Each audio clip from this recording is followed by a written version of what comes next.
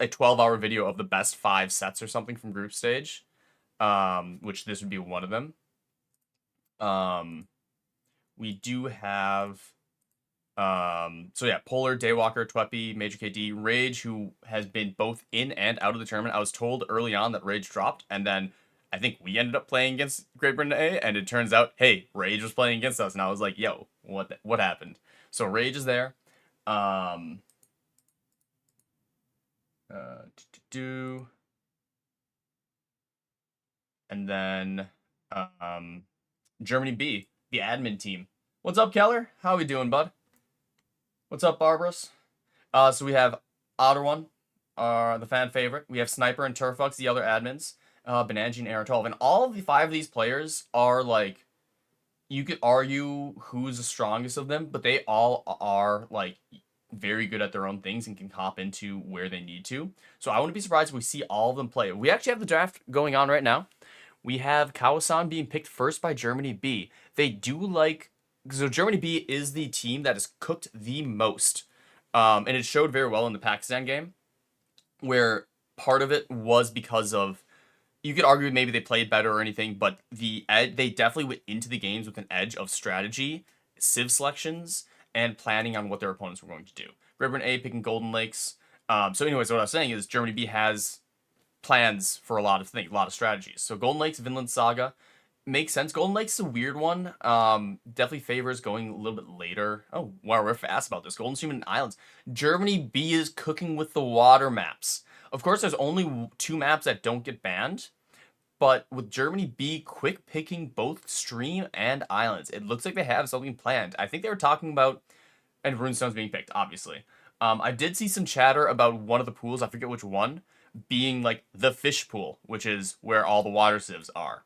I don't necessarily know that's the case, but that could be the case where Germany B is picking a pool that people might not expect. Granted, we've only had 2 tournament matches so far and a show match. Actually, we've had 4 now. I think Sweden and Switzerland played this morning. Pool 1 for the water is what Keller's saying. Yeah, so that's what I'm expecting. Outcrop being banned. Interesting. I assume Canyon's going to get banned and Coast to Mountain is going to be played, because I think even though Coast to Mountain arguably has the most unique strategy, it does have room for, like, I mean, it's weird because I think Otter stated that he doesn't like Coast to Mountain because, yeah, it's a cool strategy map, but all the strategies are usually just win water and corner castle. So, pool 3 for the Brits. Yeah. Legend with the gift. Thank you, my friend. And Canyon Lake. There we go. Yeah, Germany B banning Coast to Mountain, so they want to go Canyon Lake. Otters, not dislike, but not preferring Coast to Mountain. So this is an interesting Legend to Legend, yeah. I will ask, though, remember, if you are going to be gifting any subs or doing any subs for me, instead, please just donate to the prize pool. I'd much rather that number go up. I think we've hit 500, but it'd be cool if we can get higher. Anyways, Civ picks should be coming next, and while they get the lobby going, I'll talk a little bit more about the map selection and how I think, but I just want to make sure we watch this live. Yeah, so I'm expecting Germany B to go pool 1. Isaac, pool 2. Pool 1 and 3, okay. Yeah, so Slavs aren't going to be seeing as much. So pool 1, I think this will be the first time I've seen pool 1 played. I haven't seen Celts play at all this entire series, I think. No one really picked pool 1 in group stage. So this should be good. Let's go over here, do our setup. Pool 1, pool 3.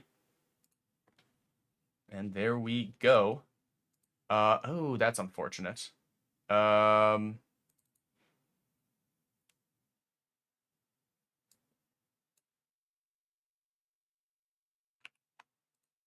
We're going to just drop you down just a touch. Pool 1 is for fish, pool 3 for old people, so it fits. Yeah, it is the young crew versus the old crew. I mean, I don't necessarily know the age of all the players, but Great Britain A definitely has players who have been playing since the games came out.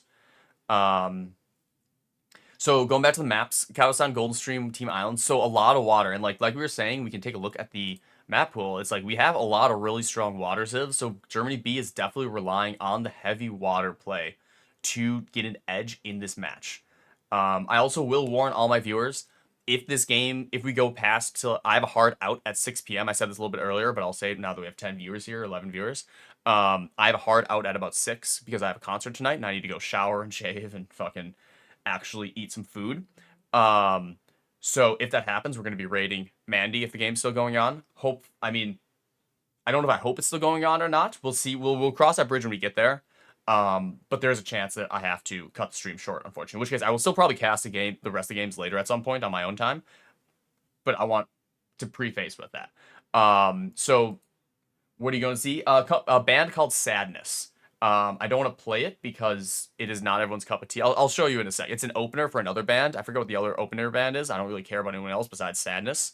But let's talk about the maps before the game starts. And then, so yeah, Kawasan, Golden Stream, and Team Islands. Getting all the water hybrid maps. Like Golden Lakes is kind of a water map. Same with Canyon Lake. And I mean, Coastal Mountain not being picked is interesting there.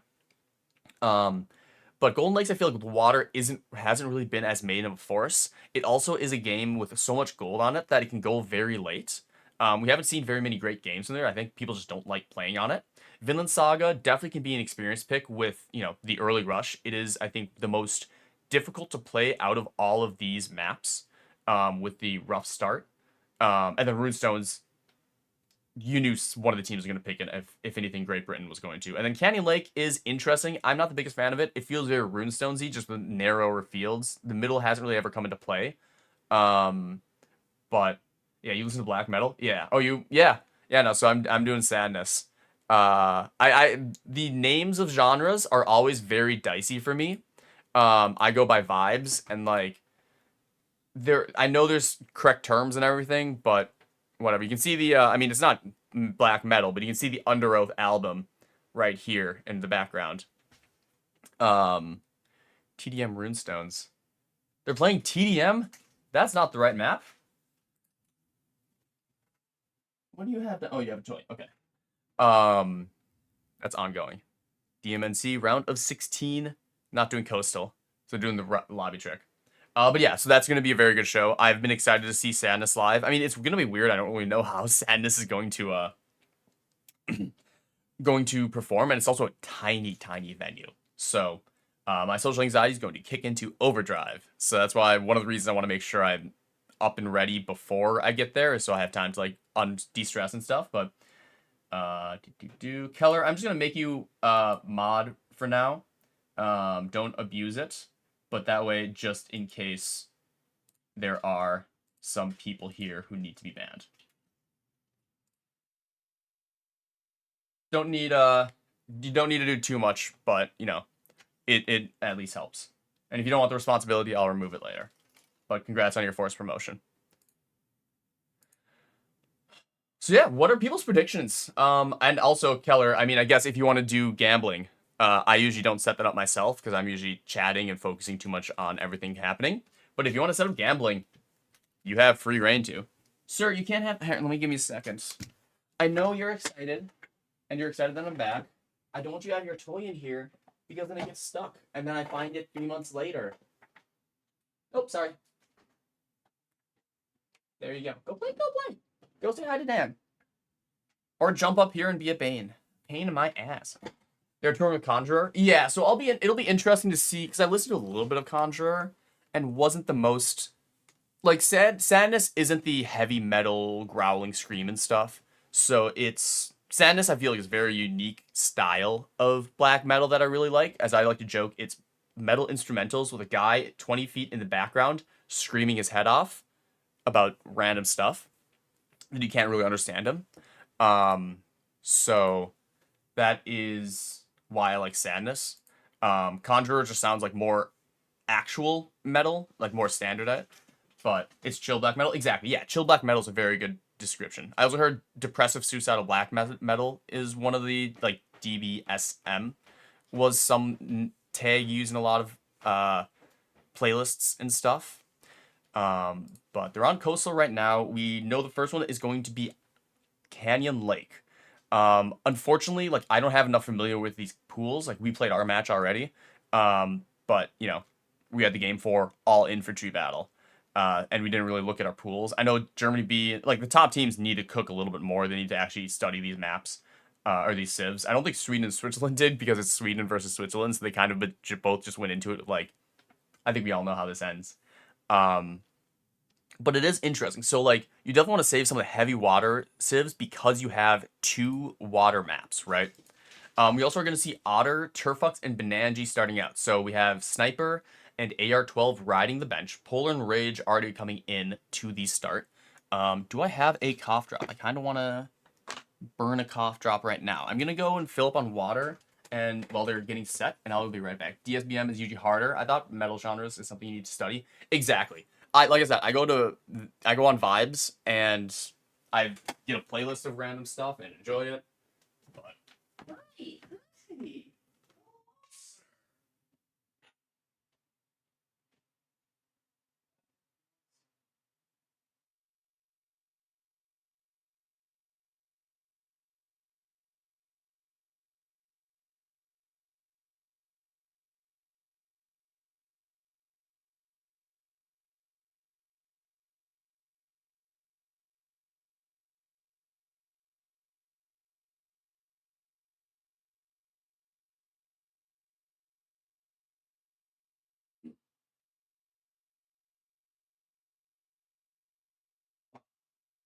all right, we got our good old sepulchre.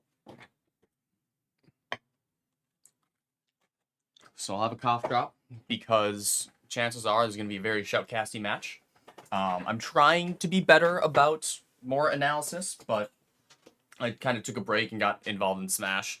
And the last cast I did with Otter, I was not happy with my performance in the sense of I was over shoutcasting. But that was because I went from cast solo cast. I don't know. I'm not the most happy with how I've been performing as a caster, but I've also been doing a lot more admin stuff, which I'm very happy with.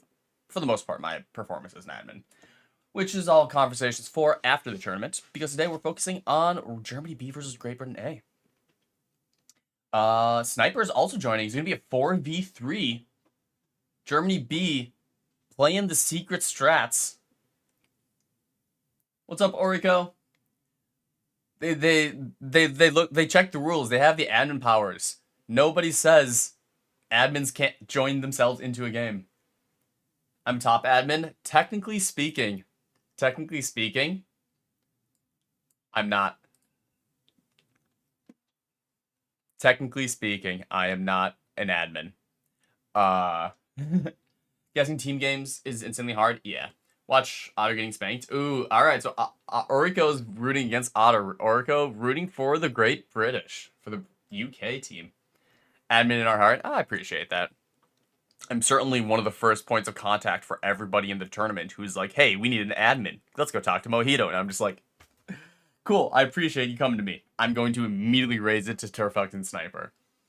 But you know, I enjoy this work. I do I work Smash tournaments. I kind of force myself into an admin role here. I love fucking helping running tournaments of games that I enjoy. So can't abuse mod powers, right?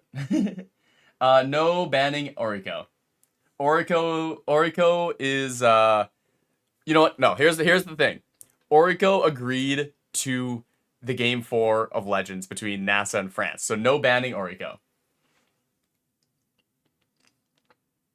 You may have had some leeway before, but when we did we met on the battlefield with only swords and spears. And brotherhoods and long-lasting respect was forged. So I am curious who they're gonna bench. We played with Honor, we did. And let me tell you, Mayans were the worst fucking civ to choose for that mode. I realized that as soon as I started making Eagles, I was like, why did I go fucking Mayans?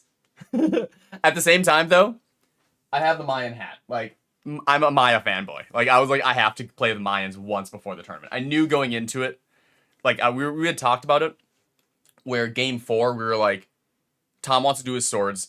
I was going to do the Mayans, and we just had Dark do something. And then after that, we were like, oh, wait, let's actually make this into a meme game and ask France to play along. And so if it had been, if you guys could have absolutely said no, we want to do real civs and stuff, and we would have been fine, and I still would have picked Mayans. Tom would still pick swords, and then Dark I think was gonna do something else. Should watch you play earlier, maybe. Yeah. So still waiting on them to decide. My OP. Two-handed are a lot more beautiful in champs. Yeah, I did make a bunch of two-handed, but holy shit, the polls were the O-Bucks just decimated Mayans. It was not close. Hi.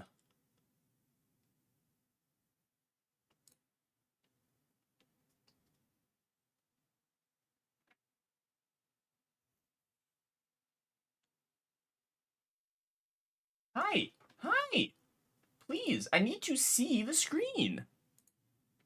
Okay, looks like Sniper has tapped out.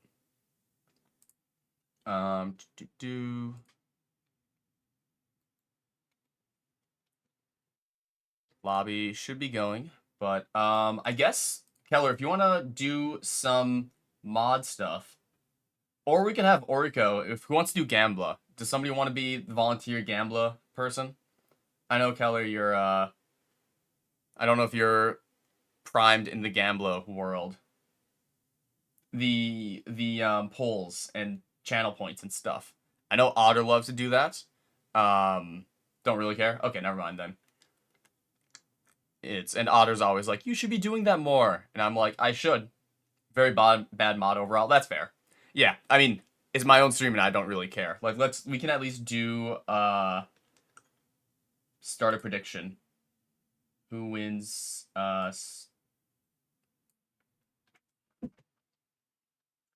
who wins game 1? Not Pakistan. We want Germany B. Great Britain A. 5 minutes. Cool. Start prediction. There we go. Always ready to do a tier list. I owe one of my good friends from Destiny a tier list. And I'm going to do it before we finish it all. What's up, Barbers? Not allowed to gamble anyways, so you couldn't care less about channel points. True. Rage bait 50-year-old DMers. Yeah. It did generate controversy, which was very funny. I love tier lists. Similar to, like, essentially my neurodivergent fucking hyperfixations are tournaments, or like esports tournaments, and tier lists. It's a weird hyperfixation, but I fucking love that shit. Like, I will watch a 2-hour video on random Pokemon tier lists because I just love that shit. Watch the DM Guides channel? Yeah. There is, like, I do want to, like, if we have an off-season for DM, I do want to try to, like, work with some of the players who, like, actually script stuff and try to make some, like, actual better guides. Because, like, we had some YouTube short guides where it was like, okay, here is how you do a basic open. And just have that be, like, a 1-minute YouTube video. Things like that could be very helpful for getting people to teach them stuff. DM basics, yeah, that's more of a problem of Discord as a whole. Discord as a form of communication is great, but also horrendous. So, but that also is on the topic of improving the Discord itself. Which, if you have feedback, please give some. But that is something that has been there's multiple DM lobbies. I love this. One thing we're trying to do, especially post DMNC, is to try to improve the Discord. I've already made some documents and stuff and worked on a bunch of stuff. And when I get some time, I'll probably actually put forth some changes and stuff. And I'm hoping other admins are actually going to stop dragging their feet and do some stuff to make improvements. Like, Goldie has some stuff that he needs to do specifically because he owns the server. But that's a different story. YouTube Shorts would be help. Yeah. That is, like, again, like, pretty deep down on my list of things. It's one of those things that I'm like, hey, I'll nudge the content creators and be like, you should think about doing this. Hey, what's up, Maltar? We have not had a game yet. I will at least give you a rundown while we wait. Not that. These are the picks. So Germany B going very heavy water, though they banned Coast to Mountain. GBA going very much more standard, with some more interest, like, I think classical picks. No outcrop is interesting though. That was an interesting ban. I feel like I don't really know why they would ban outcrop specifically. And then as far as pools go, it was pool 1 for Germany B, which is the fish pool, and the old person pool for pool 3 for GBA, which is what apparently everyone expected, except for me. I just didn't know. Let me move these pens for you so you don't get annoyed and push them off and make noise and distract me. Gremlin. My cat's up on it because I woke up and left without telling him. And now I was also gone all of yesterday. So he's just like, why have you not paid attention to me? So, what's up, Doofy? How are we doing? Maldar, your mentor. Yeah. I was just talking actually about Canada. So this match is interesting because Germany B and Great Britain A are both involved in the two top seed upsets. So Germany B beat Pakistan, which might not be as big of an upset, but they were seeded to lose to Pakistan. So that was an upset there. And then Great Britain A was one of the favorites going into this tournament. However, they lost to a massive upset from Canada, which was a fantastic game. Belongs in. I'm gonna at some point try to put together a highlight of like the best game, the best sets, into like maybe one playlist or one single video or something. Is something I want to do. But Canada beat Great Britain A, which was a massive upset, and so that's why Germany B got the roughest draw possible in playing one of the favorites to win the whole thing in Great Britain A. So it was one of those like they got punished for succeeding. The only problem was they also joked that the Pakistan draw, if they had lost to Pakistan and played it, Pakistan ended up playing USAB, which is another very strong team. So they did not have any good thing. Daywalker is trolling. They want Otter to win. Oh, hey, wait, Daywalker. Game started.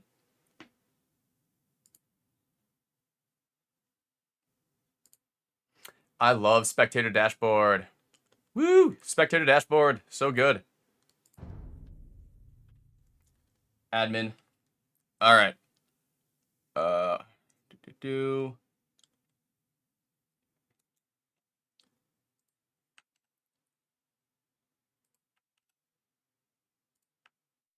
Spicy sieves. I just didn't look. Yeah. There we go. I'm gonna pause and go to 0. So please capture it. Just give us an option to start at 0 paused. I know bruh watches some of these videos.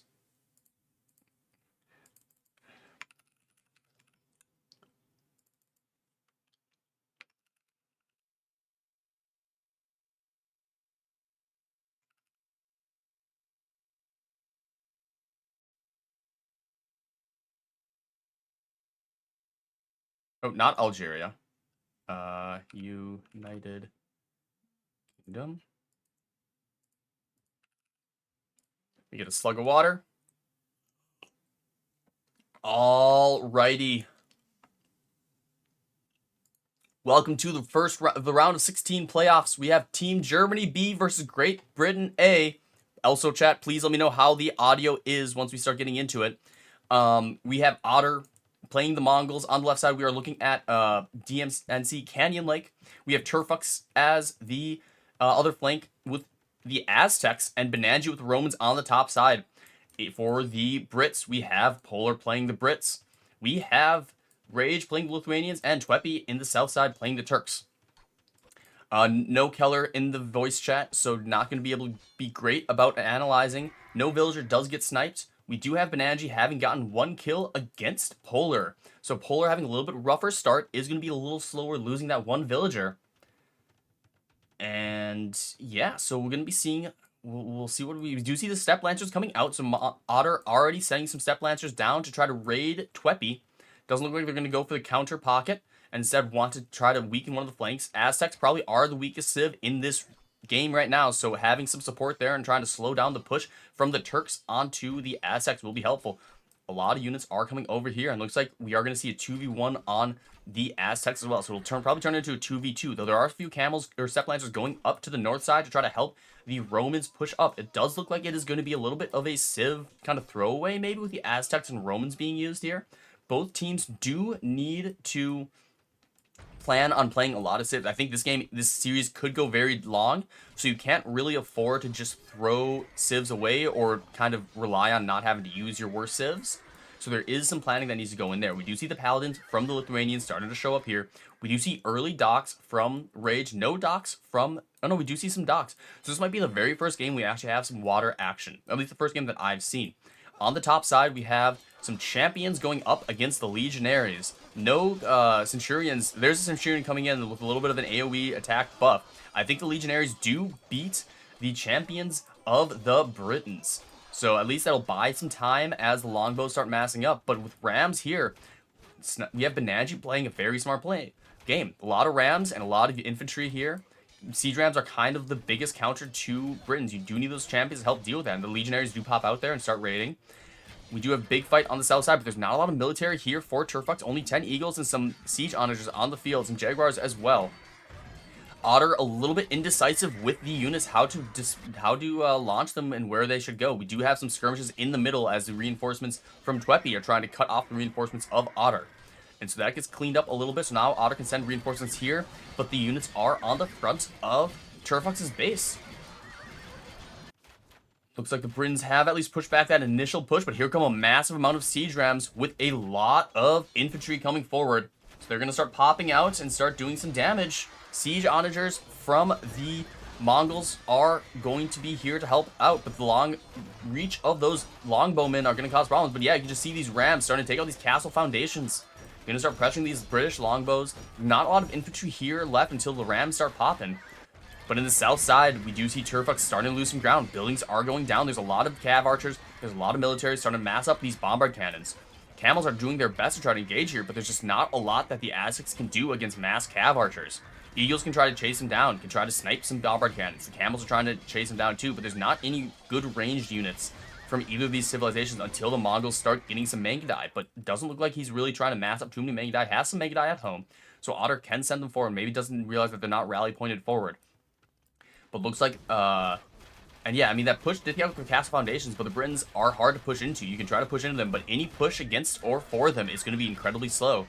And so I think Otter needs to focus his attention down here where it is being 2v1. We do see Otter in the middle, having won a little bit of the water. Did lose a dock, but the galleons of the Mongols did win control here. The castle is here making Lightus.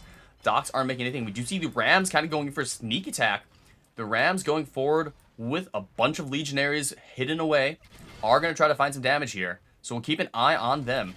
But this south side is where the action is happening. Needs to see some damage on the top side before Turfux falls apart. These cav archers and the latest are just too much of a problem. Rage has 3 relics, so the cav of Rage are going to be very powerful. You take a look at the resources and everything, but yeah, now push back into his own economy. There's not a lot of military. Aztecs, of course, only get pikemen. The pikemen do have extra attack. And here are the Mangudai. They're going to start doing some damage. But, I mean, with bombard cannons maybe ranging on the cav archers and a lot of units attacking them, force like Turfux is going to fall back and is going to try to build these back castles, maybe trying to fall back. Rams are attacking the base of the Rage. So the pocket getting a little bit of damage here. Losing a castle, losing some production. But enough units are here to clean up these legionaries. And that push didn't get a lot of damage in. However, they are continuing to push on this top side. Britain's not taking too much damage, luckily. And the Rams keep disappearing, so the siege pushes aren't really getting as much damage as possible. Only galleons here, still nothing being made. I mean, we do see some fast fire ships. So Otter's taking his eye off the water. Could have made a cannon galleon or two and tried to range these docks and made some damage here. But looks like Rage has decided to try to get back onto the water and is going to massively, and is going to achieve this. Only 1 dock remains for Otter. The villager is nowhere to be found, so maybe needs to make some more docks to try to regain the water, but the water is fully under control of Rage, which gives him access to all this water, and he's going to be able to range some of the economy of Turfux. Turfux has been pushed back. Both players started to set up their trade, or both teams started to set up their trade. The woodlines are a little bit rough for Team Great Britain.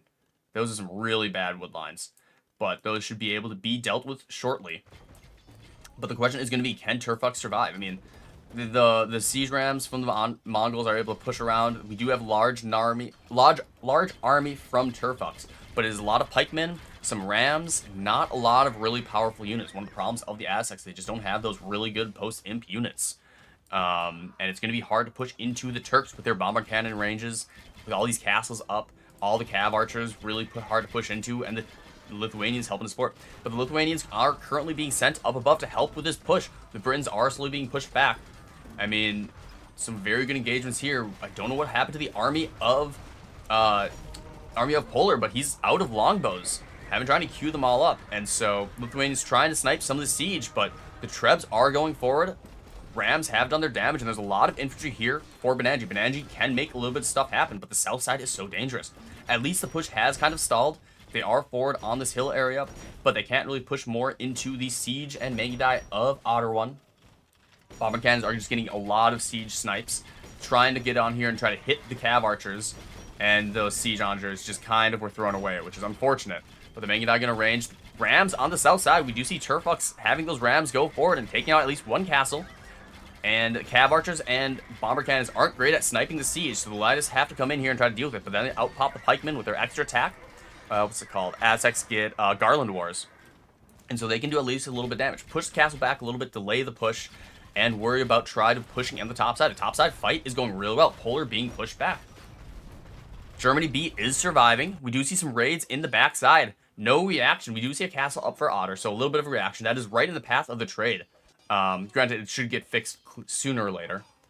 But that's a very nice raid, getting a lot of kills. I don't necessarily know if we've seen any trade raids from the German team quite yet. We did have that one ram raid. But now we see the Centurions coming forward, and they're into the eco. They're into the longbows, into the siege. This is very dangerous for the Britain player. They're going to lose a lot. We need to see Polar. Polar is already falling back, adding castles to continue his longbow production. But a lot of siege. I mean, the lights are coming in, just sniping all the siege. Very well microed. That is going to cost all the latest and doesn't take out everything, but does take out 2 of the trebs. So the push is going to slow down. Maybe see some Rams come in would be helpful to help continue this push against the Britons. But this forward base has been cleared up, and Benanji is winning the top side. The question, of course, remains, how do you survive on the bottom side? Mangudai are the meat shield here, and you cannot have the Mangudai be the meat shield. We need to see the infantry coming forward and soaking up all these Cav Archer shots. The Mangudai are fighting against the Cav Archers of the Turks. Turks, of course, what do they get? They get the extra... Mounted Archers get plus 20 HP, which is very solid here. And yeah, so... They are pushing it back. The Rams and the Eagles and everything are doing some good damage here.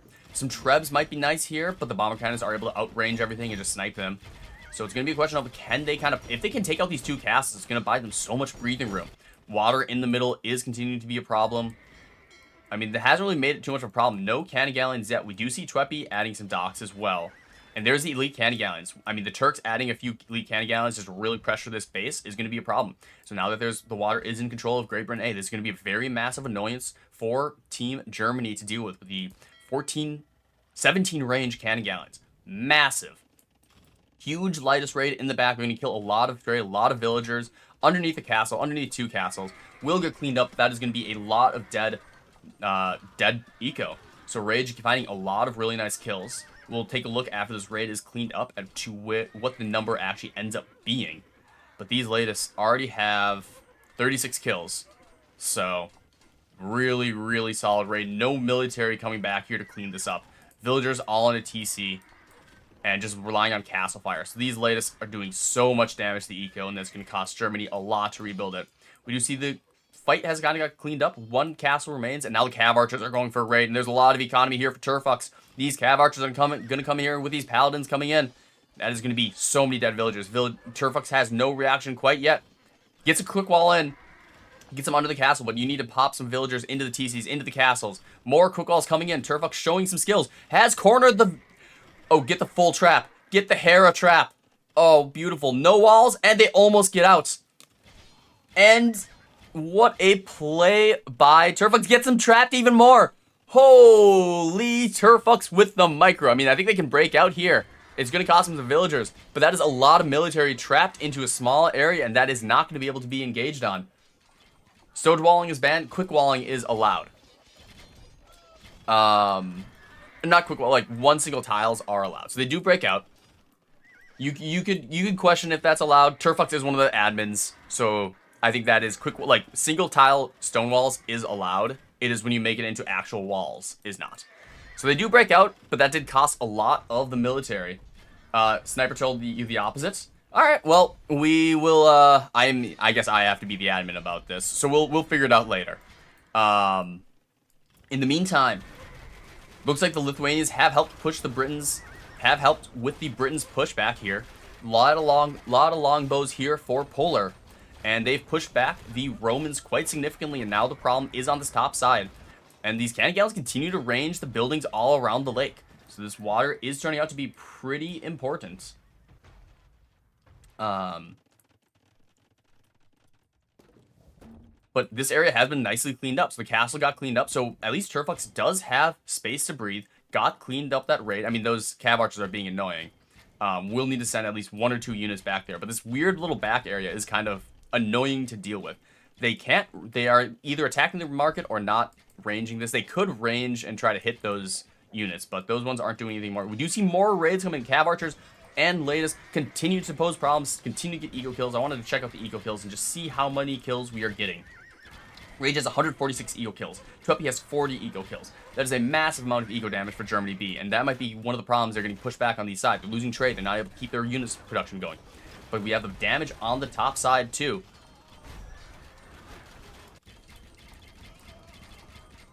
I will say there's not going to be any decision unless Great Britain were to protest it or something, and even then I don't think it's going to be a issue. I think those single tile quick walls are fine. But yeah, Germany B is struggling a little bit. I mean, they've cleaned up all the raids.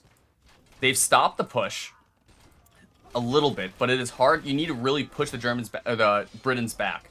And I mean, the Centurions here are onto the longbow. There's no meat shield here, so they're going to be able to get some engagements here. Halberdiers start pushing them back. So a nice little cleanup and does buy some time.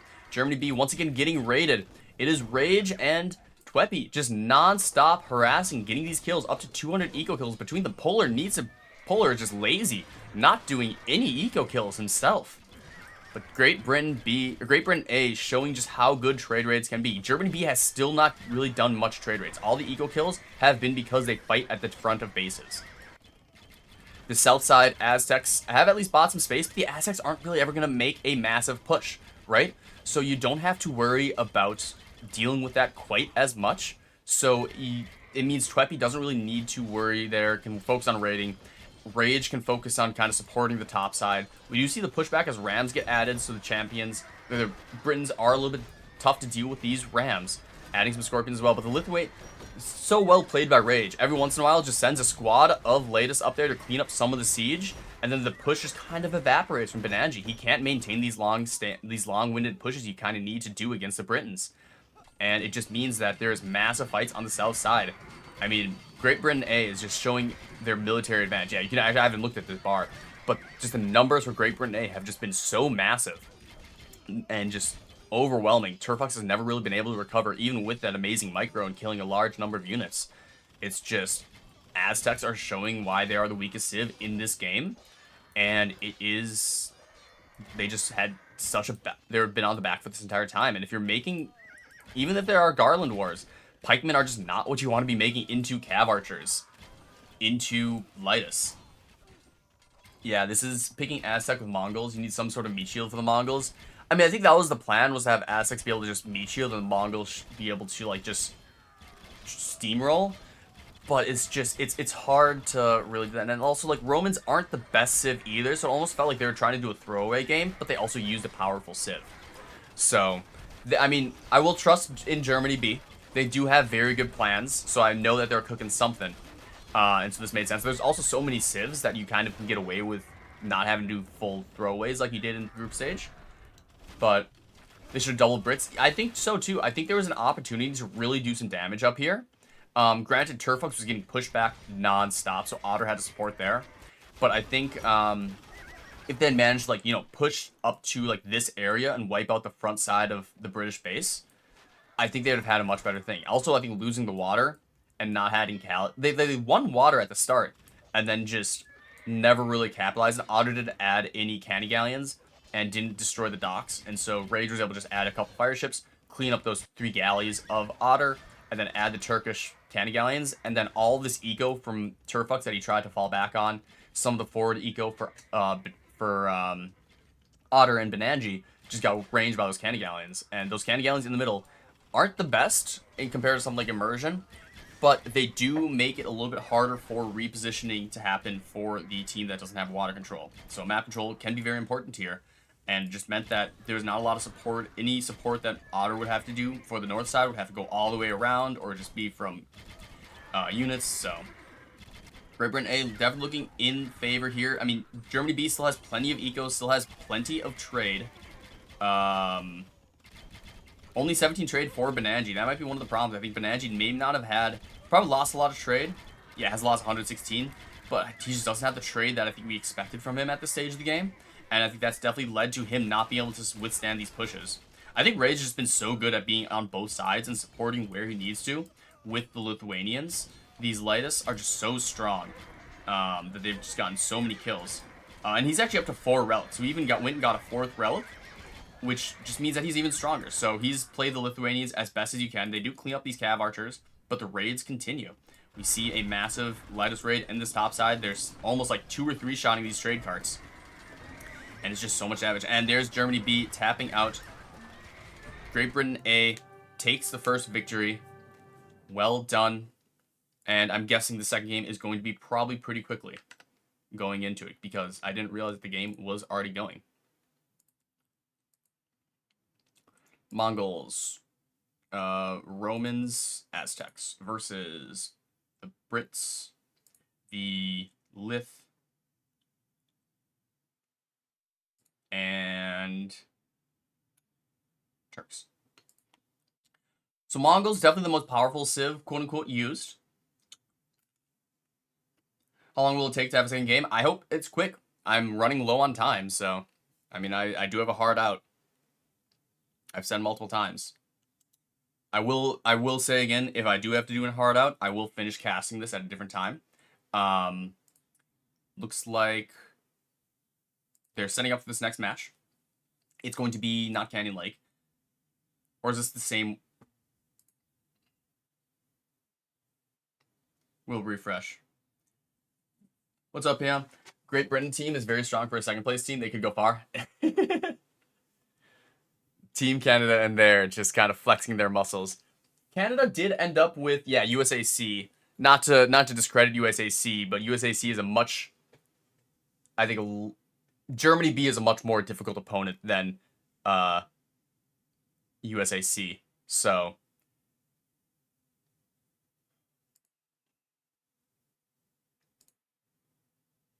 all right. Not sure I see them. We'll see in the chat if they've started.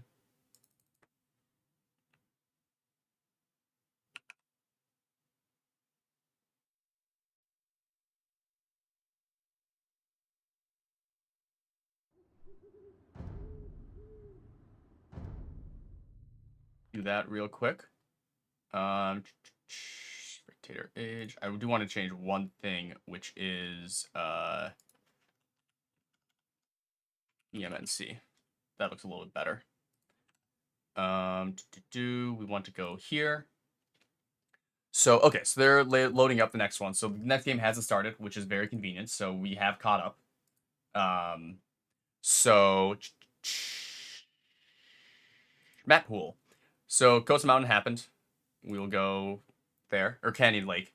So it's going to be Germany B, and they're going to do all these water maps. So we're going to start seeing some water civs start being played.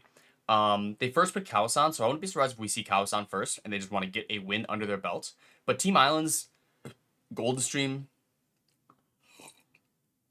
could be very annoying. I mean, especially with Pool 3 being the old person civ, you have like Koreans.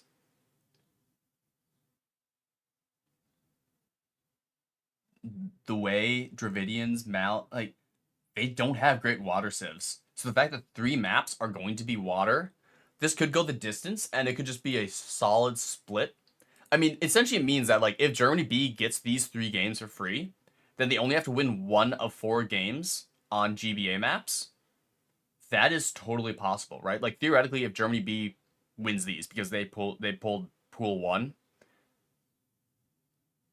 that could be crazy where they just need to win on one of these. And I think they could just all in on one of these. Like Vinland Saga, you go very heavy on your rush civs or something, and like triple step lancers or something, and just all in. And if you like, GBA has to win 4 games without losing any of these important ones, because they could just punt the water maps. So Germany B definitely was not feeling confident going into this, but they may have gotten a civ draft and a map draft perfect for a situation for pulling off an upset here. NCZ Team Islands. It's also private, right?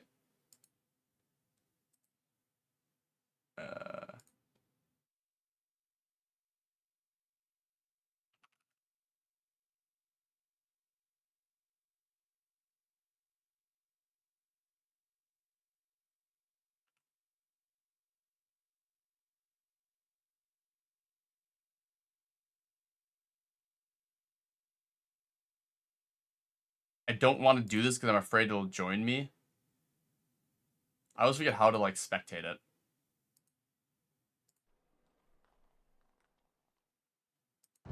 Okay, no slots available. We can do it this way, too. I'll try it another time. We're here.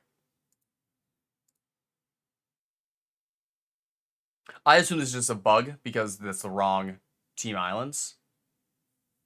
So, if any of the not benched players, if any of the benched players are watching the stream and can double check with them, I'm assuming the German players are sharing their screens or something. Looks like Polar is tapping in. No, Polar played. Daywalker is tapping in. Rage is gonna sit down. Rage played really well that last game. Otter One, Benanji, and Sniper. So we're gonna be seeing Sniper tap in for Turfux. Which, if Turfux comes to chat, holy shit, that quick wall was fantastic. It didn't end up mattering too much, but that was a Hera, that was a Viper, that was a top level RM quick wall of just drop all these buildings. So very nicely done, Turfux, if you're here. But yeah, if one of the teammates is in the chat and can make sure that we can spectate it, it'd be very sad if we can't watch. Rage not playing Water, what a surprise. He's not very well known for being a Water fan. Who's Riker and why aren't they in the French team?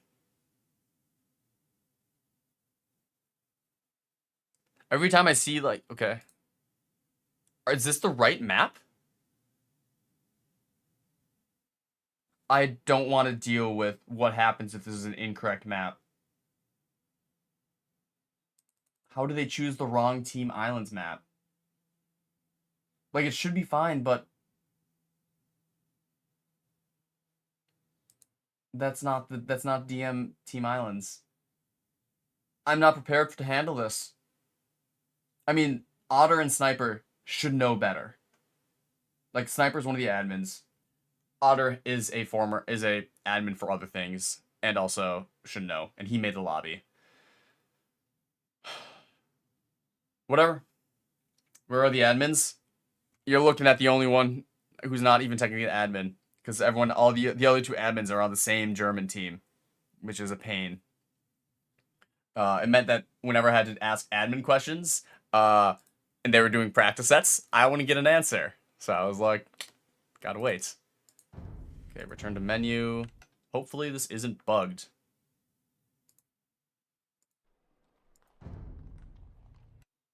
What the water meta is?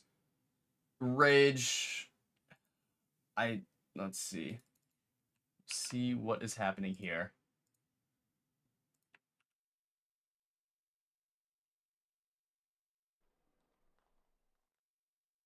Okay, no slots available. Like, I can't spectate. Am I doing something wrong? We might have to do a recast.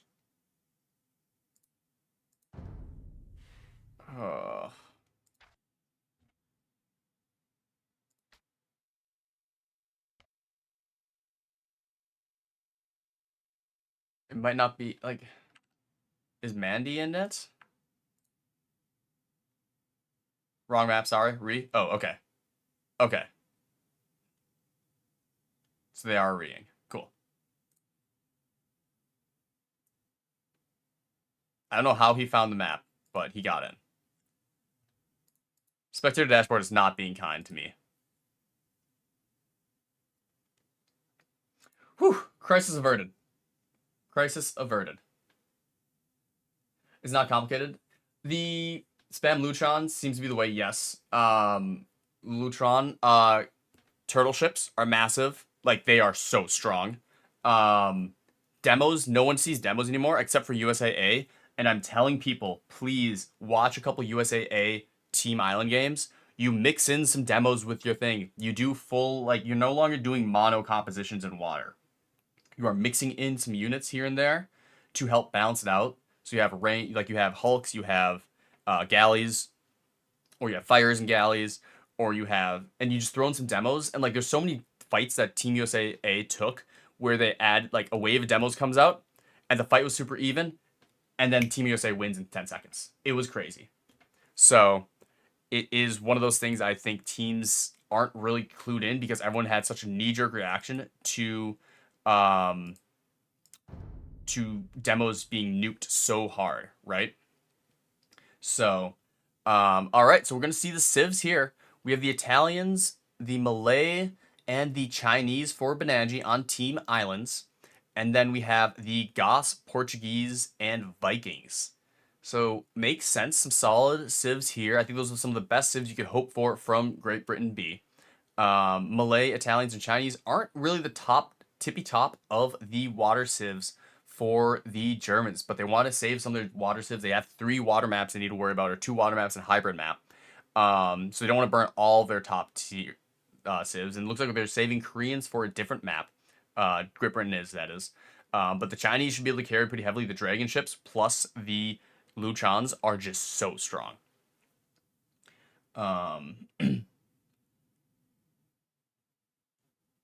Just kind of following. All right, cool. I trust them to have done everything properly. There's so much years of experience of DM here, so. But all right, I guess no, I'm not gonna do a prediction. I already messed up on it. Choose outcome prediction. Oh, I have to do that. It was nobody voted. Great. Cool. Yay. Nobody wins. All right, let's get into the next match. I'm going to sneeze. I tried to mute the microphone. I'm sorry. I thought I muted it. It did not mute. Whew. Portugal Viking Goth is quite slow. Yeah. It is... Like, the whole Germany B strategy pretty much relies on winning water for 3 maps, including Kawasan. All right, welcome to Team Islands. Game 2, Great Britain A is up 1-0, but they are on Germany B's home maps, which is all water, all day. We see the Goths being played by Daywalker. We have the Pocket of Polar playing the Vikings, and Twepy playing the Portuguese. On Team Germany B, we have Otter One playing the Italians. We have the Malay from Sniper, and we have the Benanji Chinese. Right away, we see the Carracks, which just look like squished ships.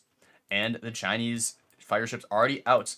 A very early thing, and they're going to go try to snipe a villager or two. However, they went to the wrong area and weren't able to find the villager. So a couple docks do go up, and we do see the caravels coming out for the Italians. Does snipe the dockville, so only 4 docks up right away for Twepy, and that's going to be a very slow start for him. And it does have some more docks up here going up.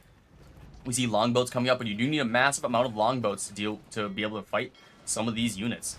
And the Luchans coming out right away. They're going to be able to snipe these docks. The Dragon ships are going to be able to buy some time, and they're just going to right away snipe the docks. And if Benanji can continue to patrol these areas and make sure docks don't go up, it's going to be hard for Twepy to get on the dock. I'm honestly surprised Great Britain A didn't go for back docks. They went so far to fight in the middle.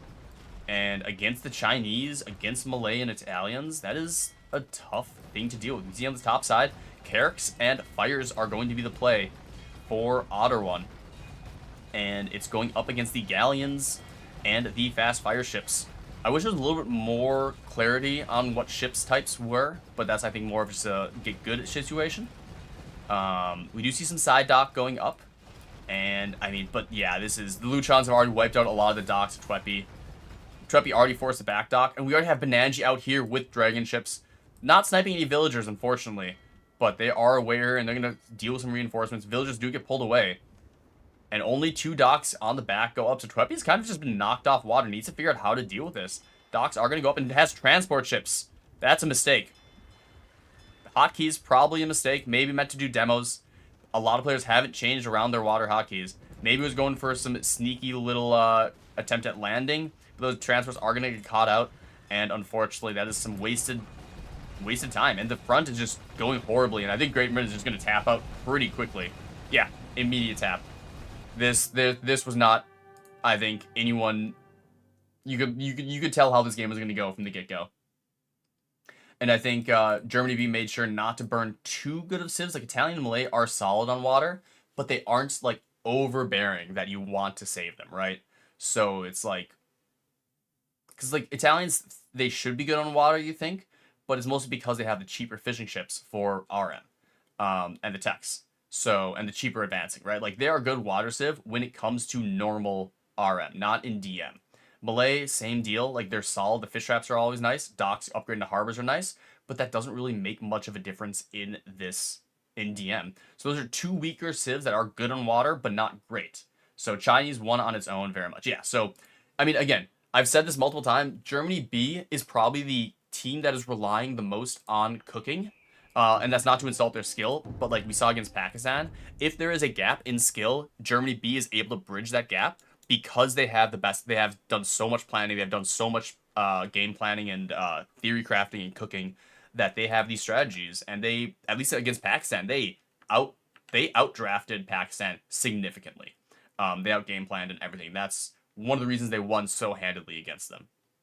And so, not to say Great Britain A hasn't been putting in the effort and work, but they have, they can kind of rely maybe on having more of just being a better team and relying on the 20 plus years of DM experience that some of them have.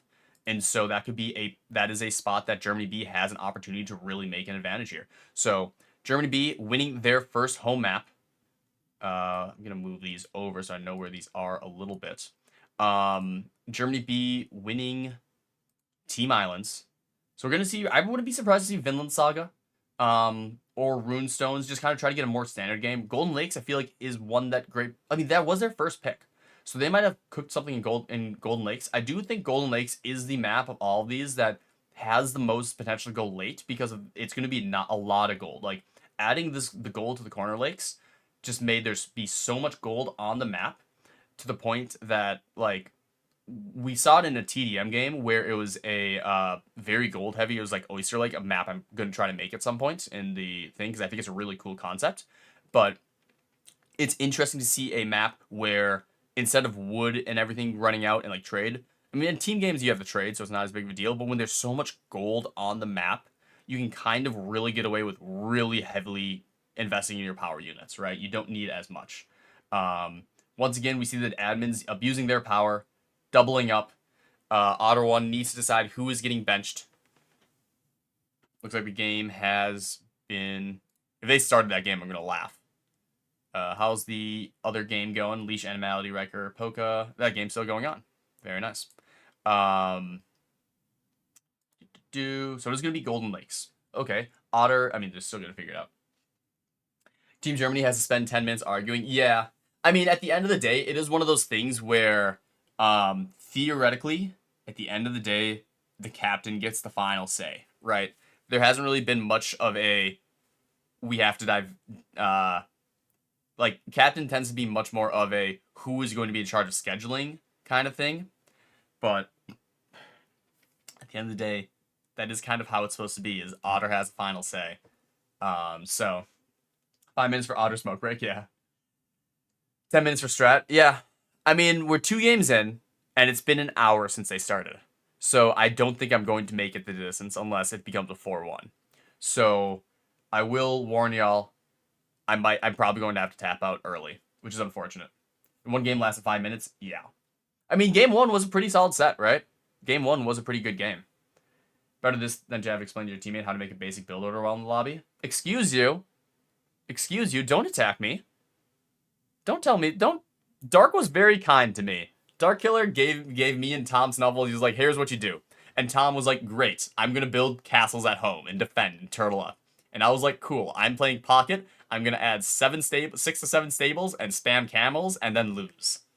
You're not talking about me? But that is exactly what we did. I was like, hey, I don't know what the open is. I don't know how to play this game. Dark, you actually know your things. Tell me what I should build at the start. So, give a time limit between games. We do have a rule for that in the handbook. It's not anything hard coded or anything, but there is like I believe there is an icing rule. In the sense of if a team takes far too long, like admins have there is a thing that admins it's essentially unsportsmanlike at that point, right? Especially with the Nikov drama that happened recently. I just watched Mem's video on that. Like that was granted in game, but doing those kind of delays and everything is a problem, right? So we're not going to have that. I don't think they are going to be doing that. Like, there is time to be given in between each game. There's a lot of civs to select from. Like, I honestly realized that, like, I kind of enjoyed having the doubled civs in group stage because of how I think it was a lot easier to figure out what civs you wanted to play, right? Um Malay. And then it was Goths, Vikings. Was it Portuguese? Who was the other civ that they played? Team Germany lost with Mongols. Disaster. Yeah. What's up, Ganji? Someone remind me. Was it the Portuguese? I thought I clicked the Vikings. Vikings, Goths, and who?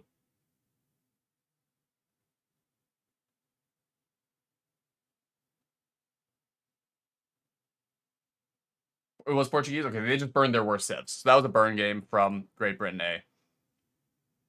Golden Lakes is going to be a little bit interesting. It is a little bit hybrid. You don't really need to worry about the water. Like, the water can get contested, but that contested is going to be a couple fire ships and, like, trying to maybe snipe some eco. So the water, you don't really need a hybrid civ as much. So, we could see some gold heavy units. Like, we could see some Celts. I mean, remember, essentially the way the map pool is going to work out is that assuming Kaosan is treated like a water map and Germany B gets that for free, the idea is that Germany B is going to win their 3 water maps. They might just need to win 1 normal map against Great Britain. Game hasn't started yet? No. Twepy pulls and what as the 3 leftover civs? That probably is what's going to happen. Way, yeah. Poles, way. Dravidians have elephant archers, like, at least that's something. Armenians aren't going to be played because they still don't have siege ram. Khitan's probably not. Mapuche. Maybe the way. I mean, the way can be on water, right? Like, they have decent Luchons. It's not great, but Chesh and Treb, Cav archers, nice on flank. Yeah. Way is playable. I think also with water, they're decent, right? Because, like, they don't have the best. Or am I thinking of Shu?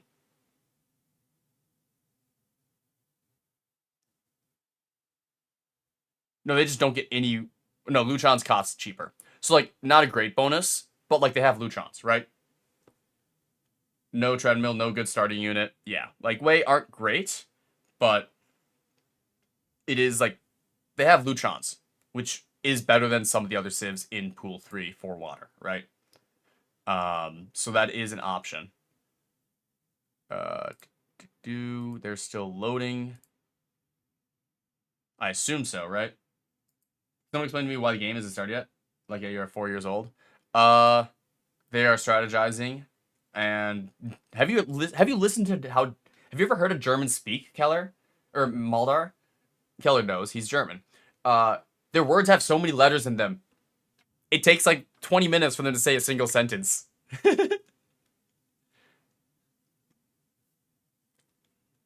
Yeah, especially like it is also one thing you have to remember that like especially up until this point, the games haven't been quite as like the games aren't elimination. Like yeah, they're important, but this is the first time that it's like playoff games, right? Like you really want to make sure you are set on your strategy and make sure everyone's all good and everything.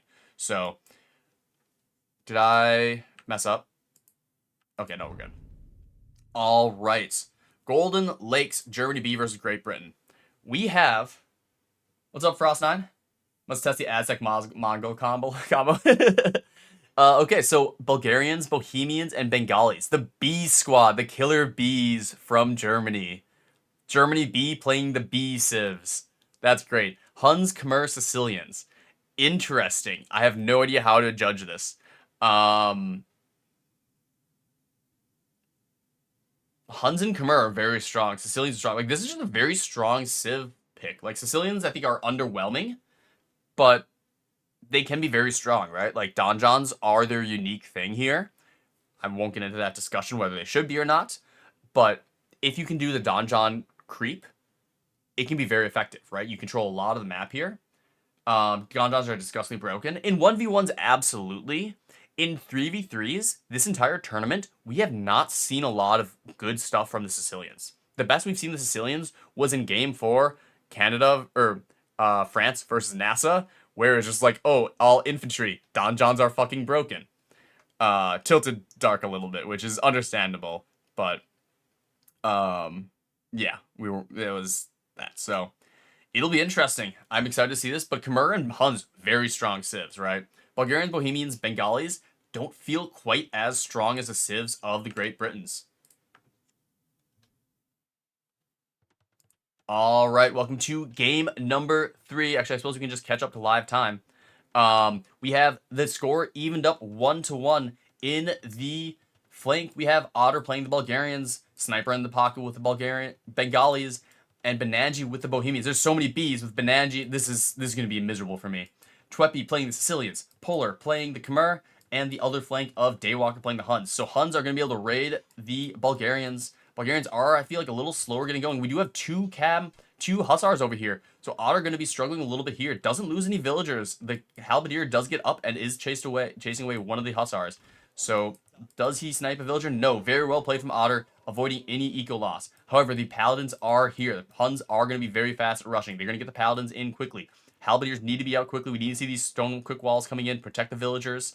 They are going to get onto this, not fully quick walled. They do have to hop in. Halberdiers are here. Elephants from Sniper are in defense. We'll check up here real quick. Just some donjon defense going up. Some Halberdiers coming out for the Bohemians. Bohemians and Sicilians both a little bit slower, so not going to be much action here. All the action is on the south side. Can Otter get this castle or this Krepos up and start getting conics out? Only has one barracks up. It's getting villagers out, trying to get up going quickly, but there's holes under the TC. This is the problem of not doing a full bubble and no pockets. You need, like, it is hard to build under a TC when there's so many openings. You can't protect your villagers entirely. Krepos does go up. That's going to help buy him so much space. It's going to help deal with this. The elephants are here to help support. And is going to start making some conics at some point. There come all the conics. Villagers are getting sniped. Still has not lost any... Has lost 6 villagers. So Otter definitely struggling here a lot. Buys himself a little bit of time and some space with the Krepos. Has 5 villagers still alive, so Otter is struggling here, and we see a forward castle out from Daywalker. These Huns rushing down the Bulgarians is going to be a problem for Germany B. The elephants are here, though, to try to help deal with this, but they are getting engaged upon by Halberdiers, and while they might win this even with the elephant archers, they're not going to be able to protect against this massive force coming in on the south side, start pressuring more of Otter's base. Otter has so many villagers in the TC, not building anything. He needs to start building some more in the background. Is trying to get this castle up. I think that's a mistake. I think he needs to worry about trying to get some more barracks up and get some more Krepos up and just start getting more units out. I think going for this castle, well, as it'll be helpful, it's going to be too late. He's trying to get these rams. Like, the rams are already at your base. The elephants are here to help protect us. There's a lot of meat from this, but it's a 2v1 and Otter can't make production. This might just go the way of Great Britain right at the start. On the top side, gunpowder is starting to come out for Benanji. Sicilians will struggle against that with their siege onagers, will be the main force against this, but with the Hoofnies and everything, eventually I think Benanji is going to start doing some damage up here, but it does rely on Otter surviving this push. And now the Cav Archers are here, and they're going to start sniping villagers. There's still not a lot up in the way for Otter. Did Otter even sneak some vills off? He did sneak a vill into the back, so he has gotten a TC going up. So long as the Bengali can survive with their elephant archers and elephants, Otter has a chance to reboom, but it does rely on Benanji getting some damage done on the north side. Sicilians should be slapped by the... Yeah, like, this is the thing, is I think it is Otter fully is aware that he just has to survive, has to somehow keep his units, keep as many units alive, and Sniper has to hold a 1v2 and just not... and let Otter kind of rebuild back into it. Only one villager escaped, unfortunately, for Otter. TC villagers are there. They could make a run. There's only elephants here. The villagers could escape here if he sends them all out right now. But he's keeping them in the TC. And the villagers do pop out. Where do the villagers run to? They're trying to run into the elephants. The elephants are chasing them down. 2 villagers do escape. Otter running for his life and does get them out. So Otter will live. The paladins do not chase him down. And there's so many elephants here that Sniper has a chance to actually hold this for a little bit. Otter needs to get his TC up, start getting villagers going, get some market to try to trade some of his resources over to his units, or to his teammates, to try to keep the elephants going for Sniper. That is the plan. Otter's going to sling all of his resources over to Sniper to hold the front, and then he's going to try to rebuild behind that, and then they're probably going to rebuild him. However, this does mean at some point Polar is going to be able to send his forces north and try to help with the Sicilians, and that's going to mean that Benanji is going to get pushed back. Sicilians are not going to be able to deal with the Hoofnies of the Bohemians, but once you add the Khmer Elephants and the Khmer Scorpions and everything, it's going to be very dicey for them. And here come the Cavalier. A nice addition, not the most obvious play from the Sicilians, but they're going to come in here, and Halberdiers are out of position. They're going to engage onto some of these Hoofnies. Hoofnies need to stay alive. The Bohemians live and die by how you keep your Hoofnies alive, and that does force them away. They're just good enough micro from Benanji to keep them alive and get a lot of engagement. Massive Hoofney shot, killing all the infantry of the Sicilians. Very nicely done. But now we see the Paladins starting to storm in. Only one TC is up for Otter. Nothing else in the base for him. Trying to survive. Sniper doing his best here. Does have the market up. Has probably slung some resources. But Otter is not looking good. There's go all the resources to Sniper. Try to get some elephants. And unfortunately, there's just too much here from the Huns with their incredibly fast start. Otter was not able to survive. Has some more buildings in the back trying to go up. But very well done from Daywalker. Going and sniping a lot of these villagers. Trying to get these little quick walls up. Otter not able to get them up. And that's going to be very frustrating for Otter. Could be very tilting. Villagers do save themselves. Only needs one more hole. Oh no, he has. Okay. So could get that TC going up. Paladins are trying to range this. This is looking so bad for Germany B. They are doing some damage up here. And unfortunately, the Bohemians are too slow to go and help support on the south side. They need to get some damage. They do have some good gunpowder raids in the backside. You have the elephants in the back. The ballista elephants dealing with this. Not most effective unit, but they are at least doing something. They do trade very well HP-wise. There's just so many units here. So many cav archers against the elephants of Sniper that you can't spend time, especially with how slow the elephants are. You can't really go and clean this up. Otter does have... No, they broke it down. The TC went down. One villager is over here. So Otter could still continue to reboom, but it is looking very dicey. Needs to keep this TC alive. Has some villagers in here shooting down these paladins, but the paladins have so much HP and so much armor that they're not going to die anytime soon.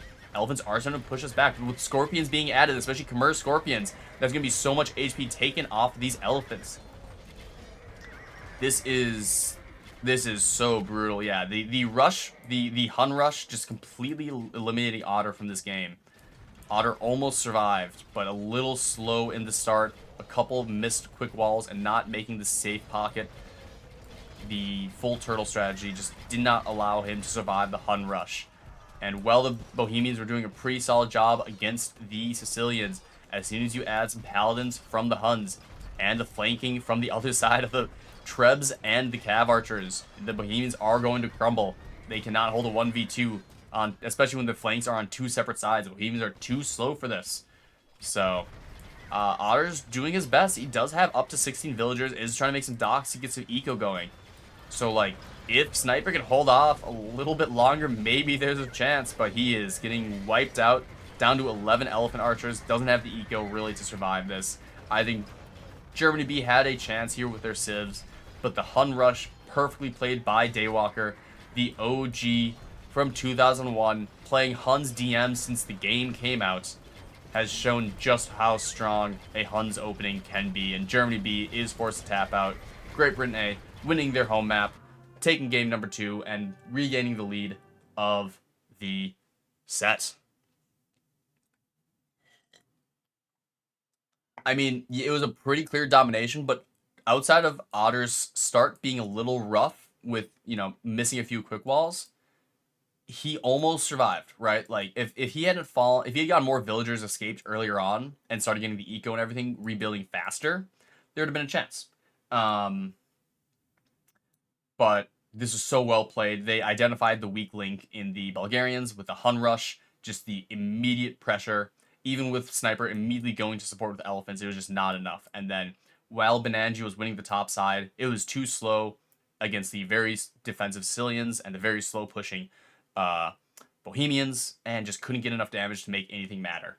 So, well done for Great Britain A. We are going to go to a game 4, and it is 4:20, so we have another hour still and a half before I have to tap out. Welcome to the stream, Admiral Zhao. Next up is going to be another water map. I'm going to take an actual quick bio break. So it was Golden Lakes. I expect to see Golden Stream. And then Bohemians, Bengalis, yeah, those are some powerful civs from Germany B. And the Bulgarians. Like, those are some really good civs that they ended up losing there. Huns, uh, Sicilians, and Khmer. So, I will be right back real quick. Hopefully they don't start before. But let me know what you think for, I believe, it's still Golden Lakes, but we'll be right back.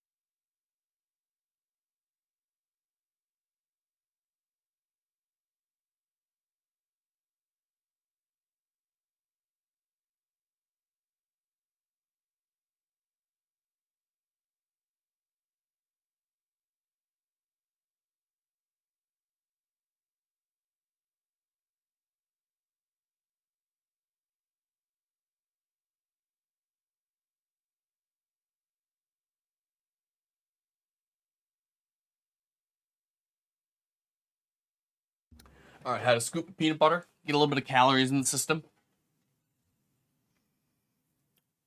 But I do hope they, I wouldn't be surprised, too, if Otter wants a minute or two to recuperate post that match, just because there's a few quick walls he missed that could be very tilting. Um, Hair tangle.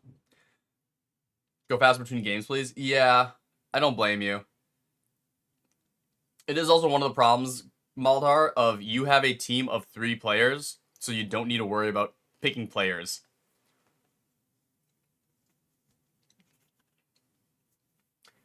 So that is a problem for some of the more bloated rosters, which I have some very strong opinions on. I want to limit rosters to, I think, 4 players, 5 maybe, or like 4, and only 4 people can play or something for a single tournament or something. I don't know. I have some ideas, but it's gonna be runestones. Interesting. So Otter's picking a runestones.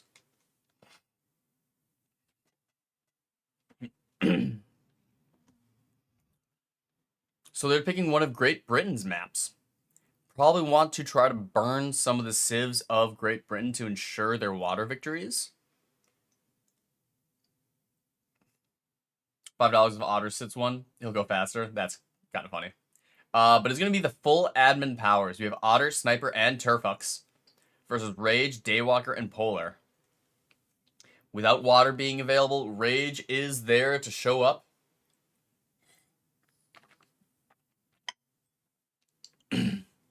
So, I do want to check real quick. I know Otter complained when I did this last time. I do want to just see, is that still going on? So, spoilers real quick. Spoilers.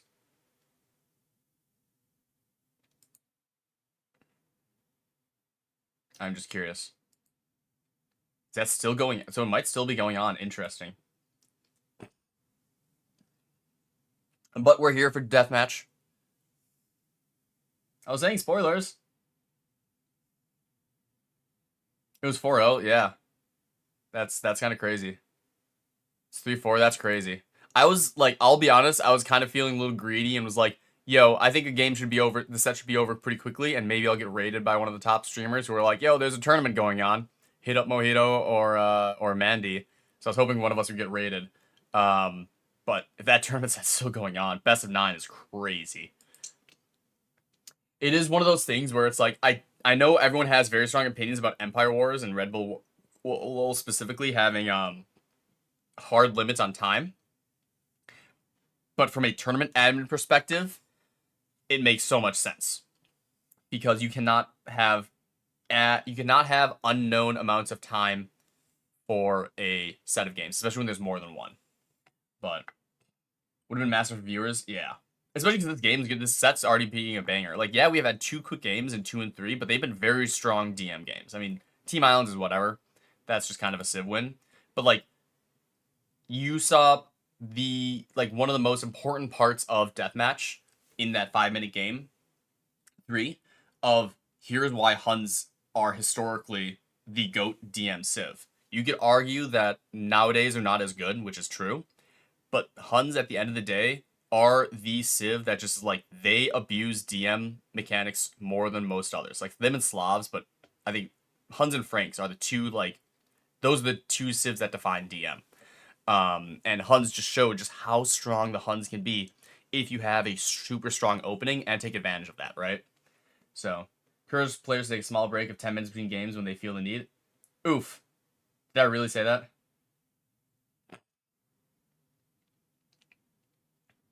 I mean, usually the casters don't have a hard out. Like, I have a hard out in an hour and a half, which is unfortunate. But actually, that is a good question, Zhao. When is your set? Have you scheduled that? Netherlands versus Argentina? No, there's not been schedules, Zhao. No trash talking, Zhao, until you get your set scheduled. Go complain to MT Explorer that he's not scheduling the set.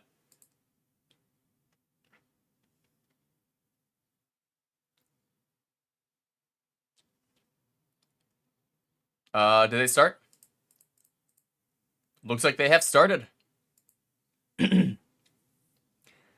Oh, we see some strong civs. They're trying to win here.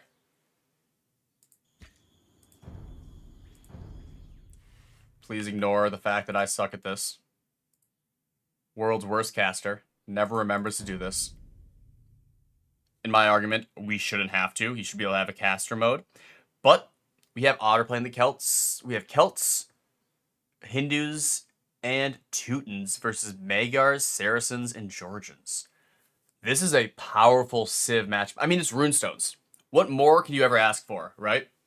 You have the most important map in DM, played by a bunch of very solid players, very strong Civs being played.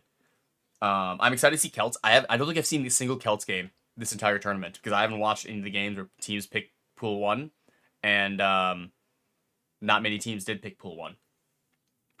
So that'll be interesting. Georgians always very strong with their lower pop cav. Saracens having insane camels and Mamelukes. Teutons are going to be I think the big question here is going to be, can the Teutons get going? If the Teutons can survive, they're flank, they're not pocket. So if the Teutons get pressured early, they are very slow to get going. Once they get going, they're usually fine. But Teutons are very tough to get going. So with a very strong start from the Great Britain team, we could see a rough start for Germany B again and see what happened in the previous game. So it's going to be up to, I think it's Sniper, right? No, Turfux with the Teutons to kind of survive the early rush. I think that's going to be the point we're going to watch once I introduce the players. But that's going to be, I think, the big moment. Like, I think if they get into the mid game, then it's going to be anybody's game. But Germany is going to struggle, I think, with that, the flank. So in the blue, we have Polar playing the Georgians. We have the Pocket Rage playing the Magyars, and the other flank, Saracens by Daywalker. Daywalker's opponent is going to be Otter One of Celts. I think he's happy with that matchup. We have Sniper playing the Hindustanis in the middle, and the dangerous Teutons in the top side. It's going to be a question of, can Turfux survive early enough to survive the early rush, right? We do see some castles coming out early for Polar.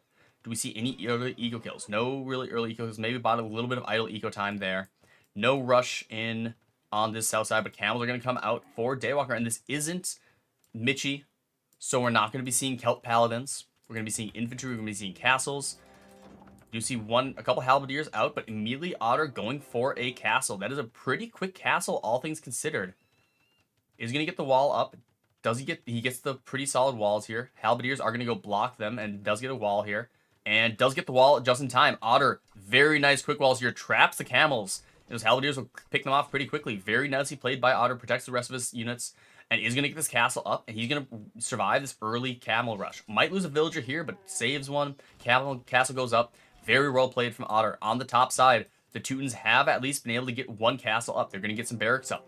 They are going to be able to get some forces, but the Cav Archers are here. Teutons need a lot more stuff to be able to deal with these Cav Archers. They need their bomber cannons. They need some siege. They need some support. The castle is up. This will help them a bit. But these Cav Archers, especially the Magyar Cav Archers, with their extra range and extra attack, the recurve bow is so strong. It's going to be very tough for the Teutons to be able to engage into these Cav Archers. So... And Daywalker actually living rent-free. Yeah, I did not pay attention. Sniper is getting raided. I was blind. I am sorry. Sniper getting raided horribly. Loses 2 villagers so far. But plenty of camels are out for Sniper. Just going to buy some time. Castle doesn't go up. And the Cav Archers and camels are going to trade here. I mean, the Saracens are going to have some very strong camels here. But it will get cleaned up and shouldn't be too big of a deal. As we do see some halberdiers chase down these camels and trying to snipe some reinforcements, but I think everyone's kind of survived the early opening salvo. Looks like the Cav Archers of Rage have gone elsewhere, so it's going to be a Teutons versus Georgians on the top side, and I'm not sure who I favor. I mean, Teutons are kind of tough here. Some good Andre shots already landing, but these ETKs should melt through a lot. There's not any Manaspa coming out yet for the Georgians. A little bit of skirmishers, camels in the middle. We do need to see the Mamelukes come out sometimes. Not the Hindustanis. Hindustanis get, what am I saying? Not Mamelukes. Imp camels, which are very strong. They don't get camel archers. I'm getting my civ mixed up. Bad casting. And some good corner raids from Daywalker, sniping the villagers. The classic top player thing to do is you just send some forces in the corner to prevent the corner castles. We do see this happening over here as well to help prevent against some markets. No real raids coming in for the German team yet. We have a massive amount of Cav Archers in the south side. I mean, the Imperial Camels are going to be very strong into the Cav units of Rage, but these Cav Archers are going to be so problematic. And we see, here come the Mamluks. It's all ranged units for them, but I mean, they are going to be able to chew through these camels so quickly. It's going to be tough to deal with this. We're going to have to see who is going to help support the Pocket. Usually the Pocket is the one supporting the others, but Sniper is facing a massive force at the front of his base, and we see Rage continuing forward with massive amounts of Magyar Hussars and Cav Archers. It's going to be problematic. And now forward castles coming in for the Georgians, going to be able to help ranges, trying to micro with the slow Teutons, and it's not going too well, and Turfux is getting pushed back a little bit on the south side. The Celts are getting strong. They're going to start pushing into us. I mean, this is another situation of, I think, Daywalker is just trying to buy time. I think eventually the Celts should be able to take out these Saracens pretty handedly. But is he going to be able to survive? Is Otter going to be able to do enough damage here that Sniper is going to survive? These Cav Archers and there's just so many Cav Archers. We do see Gulams coming out with all these ranged units. It makes sense. We do see actually some forces coming in from Otter helping support the Pocket. Because, you know, the flanks are the ones who are supposed to be supporting the Pocket. It's not supposed to be the Pocket supporting the flanks. But they do push them back. Middle map control is going in favor of Team Great Britain. Great Britain definitely on their forefront right now. The ETK is a little slow at trying to deal with these champions on the side. The Georgian champions, what do Georgian champions get? Do they get infantry something? No. They get the elevation bonus. But champions, not too bad. But against ETKs, not good. But with so much siege here, they're going to be able to hit these ETKs for a lot of damage and melt them pretty quickly. So once again, the Teutons having the problem of speed being their biggest issue. Sniper, again, continue to be pushed. But Otter now sending a massive force of siege and halberdiers and going to chase these cav archers back. And they're a little slow because they're escorting a trebuchet. So it's going to allow some woad raiders and some halberdiers to catch up to them. Cav archers are going to start firing from a hill, and the castle goes up to help deal with this, and it's going to push them back. In the meantime, this means that the push in the south side from Otter is going to be stopped simply because he was being forced down to help Sniper. But he does take out a castle, does take out some stuff, and is going to lose a few trebs for his efforts. But he's actually done a few production building damage. So not the worst push from Otter, mostly because he helped keep Sniper alive. We see Sniper's camels coming in and going to take out a lot of the siege. Rough micro, but mostly good. They're going to be able to engage onto this. One treb goes down. These camels are onto these siege onagers, and there's no siege here to help. The ETKs are going to be able to pounce on this. Cav archers from Rage do come in from the south side, and they're going to be able to range all these units. That is going to be able to clean up a lot of these trebs, and that is all the trebs down. These camels have dealt so much siege damage. This is going to buy a lot of time on this north side. Now it's only cav archers here. Manaspa are starting to be made as well. We see a massive camel force on the south side. Camel's going to be a problem for these Saracens. Saracens could deal with the camels if it was just that, but once you start adding in the Celt halberdiers with their faster movement speed, you add the Celt siege. It's going to be a problem for Daywalker on the south side. I mean, these cav archers need to go down to the south and help out. And we already see that happening, as they do have the speed to help reposition. Otter sending some resources over. Celts maybe a little bit better at reserving some of their unit economy. So, able to send some resources over and help it out. And now they're starting to press. The faster firing trebs, the faster firing siege onagers. Buildings are going to start melting. Rage coming in and trying to pressure Sniper again. But this is looking very good for Germany B. Though now the Teutons are getting pushed. The Manaspa is starting to really mass up and cause some problems. Sniping trebs here and there. There's a lot of siege in the back for Turfux. But he needs to be able to engage with these units of the Georgians. And the Georgians, once again, always show you don't... I know people know how strong the Georgians are, but I always watch them and I'm like, these don't feel very strong. And then the Georgians just win anyways. So we'll see how this ends up going. Turfux isn't looking great, yeah. I mean, again, it is at least, like, with Teutons, you can kind of hold for a while. Like, they are a very defensive civ. So at the especially with crenellations, sniping these units pretty far away. Sniping some siege and stuff. So I think at this point, if Turfux can hold on, at some point, Otter's going to start doing some real damage, right? The question is going to be, how does Rage factor into this? Rage is kind of doing a flanking attack and attacking the north side of the base, sneaking these trebs, and Otter is out of position to deal with this, and Sniper not able to engage upon this. I think Sniper lost his army, and so now Otter's backs out of the base, losing eco, losing buildings. This is actually a big problem for Otter. He's going to push here and continue to do this damage, but Daywalker is just going to hold off and try to survive as much as he can. Good micro here, keeping the Mamluks away from the onager shots. And that is some good damage. Imperial Camels do mass up enough to be able to engage on this. And you're going to be able to take this out. But that is a castle loss, some production loss, some eco being lost, a lot of gold not being mined right now. So this middle area is proving to be very problematic for Germany B to deal with. And Camels do chase them away. And they can kind of regain the center and open it up. Just the constant middle pressure from Rage has been so massive that Sniper hasn't really been able to help on either side with the pushes. And so it's been the case of Daywalker is able to survive long enough against the Celts. I mean, he's slowly losing ground, but he hasn't, like, you'd think the Celts would kind of steamroll down here. But Otter has continuously had to go and help deal with a Magyar menace in the middle. On the top side, Turfux, holding and doing a little bit of damage here and there, but now that the Manaspa are here, it is not looking great. I mean, there's no cav archers being in support, but eventually it's just slow. I think this is kind of a death by 1,000 cuts. Turfux isn't looking great, but he's not losing too much, which is the key thing. I think Turfux knows that he's not the deciding factor here. It is up to Otter to win the game and Sniper to hold on in the middle. This castle isn't going to go down, so the trebs did get sniped. Maybe adding 1 or 2 more trebs will be able to deal with that. But the Camel's going to try to engage underneath this. There's no hill in the direct middle, so these cav archers don't get the extra bonus damage. And they are going to get chased away. These Imperial Camels cleaning up a lot of these cav archers. That is very good for them. And you're going to start sniping some of these villagers. And a nice fight in the middle for Sniper, even though it is under the castle. And once again, on the south side, Otter lost a lot of his army. We'll have to remake it, but these trebs should be able to take out this castle, or at least take out a lot of HP. Mamluks are here, and they're going to snipe this. Castle wars are going on. I think this castle is going to go down with a faster firing Celt siege. Maybe we got a couple more rocks trying to heal past it. Does go down. Very huge. I mean, the castle does get denied from Otter, so that's not going to be doing anything here. They're going to immediately try to rebuild this. But Daywalker causing enough problems here to keep the game going. But the fight in the middle is, I think, going to be where the big action happens shortly.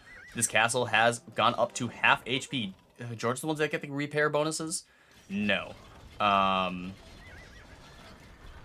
Fortifications, +2 attack, which I don't know if the castle gets that +2 attack. 15 attack versus 15 attack, so no. So the castle does go down, and now this middle area has been lost, and this is going to give so much more space for Sniper to be able to help support the flanks. And speaking of supporting the flanks, the Manaspa are now into the base of Turfox. Turfox is having some more forces up here and is going to start pressuring this. So at least he's not losing the front of his base at the same time, but these Manaspa causing some problems. Enough castles and TCs are around to help clean this up. But some good eco kills from Polar, causing some problems for Turfox. Turfox losing 41 villagers, but it's not enough to do permanent damage. So now the fight in the middle, at least, is not going to, like, it is massive that Rage can no longer park his units right here and start attacking all the bases at once. But, I mean, Otter might need a little support here. Sniper is, like, Daywalker has a massive force here. I think Otter took a bad fight or two, and it's just these Mamluks getting so much value here. And just a little bit better. Otter just at full SO, yeah. He's just not taking the good engagements. These Mamluks are microing very well. Daywalker showing some expertise here, and Otter doesn't really have military. We don't really know where the military went. Halberdiers are queued up down here. Villagers coming to try to rebuild a castle, but I mean, there's 3 Trebs firing on it, and I don't think it's going to stay up. So, castle goes down. Otter needs to get some military up and deal with this. Mamluks are a bit of a problem if you don't have the siege, and the Mamluks are being microed very well. And again, the Halberdiers are just out of position. Mamluks are going to get chased away, but like these Halberdiers should be in front of the SO. SO Halb is one of the hardest things to control in this game, and there's some good SO shots. And here come the SO shots on the hill bonus, and I think that trade kind of favors. Okay, no, now that's Otter won that one, yeah. But the Mamluks are going to come in here and try to snipe some stuff. So it was almost a very good trade for Daywalker. And, like, the Mamluks stay alive. The push gets stopped. But there's not a lot of military here for Otter. In the middle, they continue to fight over here. It is the Cav Archers continuing to cause problems for Sniper. But these Imperial Camel are just so tough to deal with. And they're going to be able to try to chase this off. Castle does go down. But these Trebs are going to be able to take out these forward castles as well. The Cav Archers are going to be able to be microed back. On the top side, they're just kind of trading blows. Need to take out that Treb, but, I mean, we do see some building creep here and there. It is important to note that this is kind of close to the trade. We do see that castle going up just for that exact reason. House walls as well along the stone. And the trade is kind of short here, but also, like, it's kind of hard to push in the Celts. We do see... some Mamelukes coming in to help support in the middle. And once again, I think the best that Great Britain has done this entire game is when they're pushing in this middle area and causing Sniper to be on the back foot, causing Otter to have to react to this, maybe doing some of this, and then Daywalker can kind of just sneak in and take out a building or two. So long as he's keeping... Oh, this is a massive raid in the backside. Camel's going back to try to deal with this, but the trade is exposed. There are Caravanserai, so some people are going to be very happy to see the Caravanserai. Castle not on this hill quite fast enough to help deal with this. One castle is here to help deal with it, but not in the range. These camels are going to engage on this, and like it should get cleaned up, I think, and not too much of a loss, but a lot of units. And oh man, on the top side, Georgians have really started to power through the front of the base of Turfox. He tried to expand a little bit up here, and is not losing too much, but his push has kind of been stalled. Otter now setting up forward siege workshop, needs to set up maybe some forward barracks. There's not a lot of Halberdiers here. But it's kind of hard to make Halberdiers into Mamluks. You don't really want to be just throwing your units away. But some good siege under shots. Missed micro from Daywalker. Probably focusing a little bit elsewhere. But this does get cleaned up. Not too much lost on the Germany B side. A lot of military was lost. And not the best raid, but it did at least buy some time. We see an outpost in the middle. The Sniper's not going to have for too long. But this is turning into a very good game. Otter continuing to start creeping forward here. It's making forward castles, forward siege workshop. Has a massive amount of siege onagers up as well. This is going to be very tough to deal with. We need to see maybe... And I mean, Magyars could add some melee... Like, the problem is, I think, we need to see some sort of up-close and personal melee units to deal with these siege onagers, which is hard because Otters has the Halberdiers. But if you added some Magyar Hussars maybe to help deal with this, the onagers might not be microed quite properly. The Mamluks can kind of dip in and snipe some stuff, But the problem is that because they're ranging it, they do clump up. And then if you add the Magyar Hussars in the south side, they do the same problem against SOs. So camels continue to push forward. And we're going to see how this happens. And we actually have some very slow creeping on this top side. Like, yeah, Turfix has lost a few buildings in the front, but he's been slowly creeping toward the corner. And I think he's identified that his plan is focused more on trying to disrupt the trade than it is to damage Polar's base, which, considering the Georgians are very hard to push into, makes sense. We do see some skirmishers! Elite skirms from the Magyars. Tunes are really good into Georgians. Yeah, like, it is a pretty solid draw, all things considered, for the German team. It is really going to be a question of can Turfux... Because, like, every once in a while, you add in some Cav Archers, and the Teutons just have nothing to deal with them. And just, yes, this push on the side is very nice and very disruptive, but it does leave the front of your base exposed. And now Turfus loses his main castle, and now the Trebs are very much going to do some damage. And it's just hard for Turfux to really win this fight. I think Polar is just outplaying him on the top side, so even with the Civ advantage, it's tough. He needs Otter and Sniper to either help him or do some significant damage. We see the Hussars being added in by Daywalker, like I said. Maybe listening to the chat. I don't think so. But adding in some Hussars to try to snipe some of the siege, and Otter's siege onagers numbers are significantly lower. Not to say Otter's not a good player, but he is not a 2400 RM player when it comes to controlling the siege onagers, and that is the problem of playing Halb siege onager. It is the best composition in the game. It is the hardest to control, and if you are not on the top of your game, not perfect 99 times out of 100, you are going to suffer. And there is some more bad trades for Otter. Still has his still probably favored on the south side, but that is some rough losses for Otter. And Daywalker doing the most with a rough matchup. So, and then here come the Hussars. Nothing here to help support. No attack rounds from Otter. And those siege onagers do get cleaned up. And these Mamelukes are going to come in and snipe these Trebs. So once again, the push continues to just be a problem. You see the Cav Archers on the south side. So it looks like it's going to be a bit of some pressure on the south side. We have the Cav Archers and the Mamelukes against only the camels of Sniper. Sniper does not want to engage quite yet. You might want to just sacrifice some of these forward buildings and let Otter rebuild his army real quick.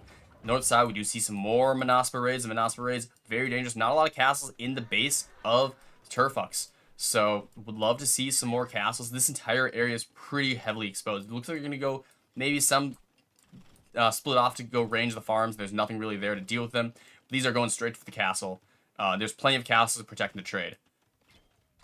In the meantime, still no real trade raids. That castle did get cleaned up, so the push, the kind of creepy push on the top side is not being effective, and Turfux now starting to get pushed back on his base. We even hear conversions coming out. Yeah, Cav Archers into two. Every time the Cav Archers on the north side every time Rage goes and helps on the north side, Turfux takes so much damage. But they, like, again, I think the best point, like, every time Great Britain is in the driver's seat here is because they're controlling this section of the map. So they're once again kind of relying on this. It is Hussars and Camels for Sniper, and they are just not great into the massive amount of Cav Archers. You need to add in some Siege Onagers, you need to add in something to help with this. Otter once again trying to push on this side, and it's only Halberdiers and a couple Siege Onagers and maybe a Ram or two. So it's like, it is tough to watch this because I think Otter should be doing a little bit better here. And he's just not winning the fights in the ways I think he should be. And he's just not having this. The siege keeps getting sniped off. I think it is a testament to Daywalker and his micro, and his Siege Onager micro, his Mamluk micro, his Hussar edition, of just continuously keeping the siege of Otter so low and ineffective. Like sending this Ram forward, sure. But it's just like these Mamelukes just do not die. Wood check? Absolutely, resources. 84k wood on the map. Still plenty of wood. There's a lot of wood in the middle. You can see there's still some wood in the back areas, in back corners. Germany B is running a little bit low. This middle area is starting to become a little bit more important, so wood is a problem. Otter getting some siege workshop walls on this south side. Very nicely done. We complimented Turfux in this last game, and now we compliment Otter with his quick walls. But, you know, Hussar is able to run past everything. We do see some more castles in the middle. And massive amount of camels in the middle. So now it's going to be that Sniper can start pushing forward. We do see these forward lumber camps. So I think they have identified that they do need to think about wood a little bit more than they want to. But this push on the top side continues to be a problem. Georgians are continuing to be problematic for the Teutons. Turfox had some good advantage early on, but wasn't able to get any damage. And the Georgians, Manaspas, and just a continuously stellar play from Polar is causing problems for Germany B. And it looks like the map has evened out a little bit, if not a little favored for Great Britain. I think massive Paladin raids on the south side. We haven't seen some Paladins for a while, so the Paladins are going to be able to come in here and snipe some units. Manasa should probably trade pretty favorably with these Teuton Paladins, but the Paladins with the extra armor is going to be very tough to engage into. But with some siege coming in on support and plenty more units here, I think these Paladins are going to clean up. They're not going to go snipe these Trebs. There's a lot of Trebs, and that is causing some problems. If Sniper can swing to Otter, he just destroy the Saracens. Yeah, I mean, the problem is the Sniper hasn't been able to support either flank this entire game. Rage has been doing the best job I've seen of just keeping the Saracens at home, because Sniper hasn't been able to deal, like, it has been non-stop pressure on the side. Every once in a while, Sniper can send some units here and there, but he's just not able to deal with this. Non-stop, Rage is pressuring in the middle, and Sniper has to keep his camels at home to deal with these cav archers, and then Rage just runs away.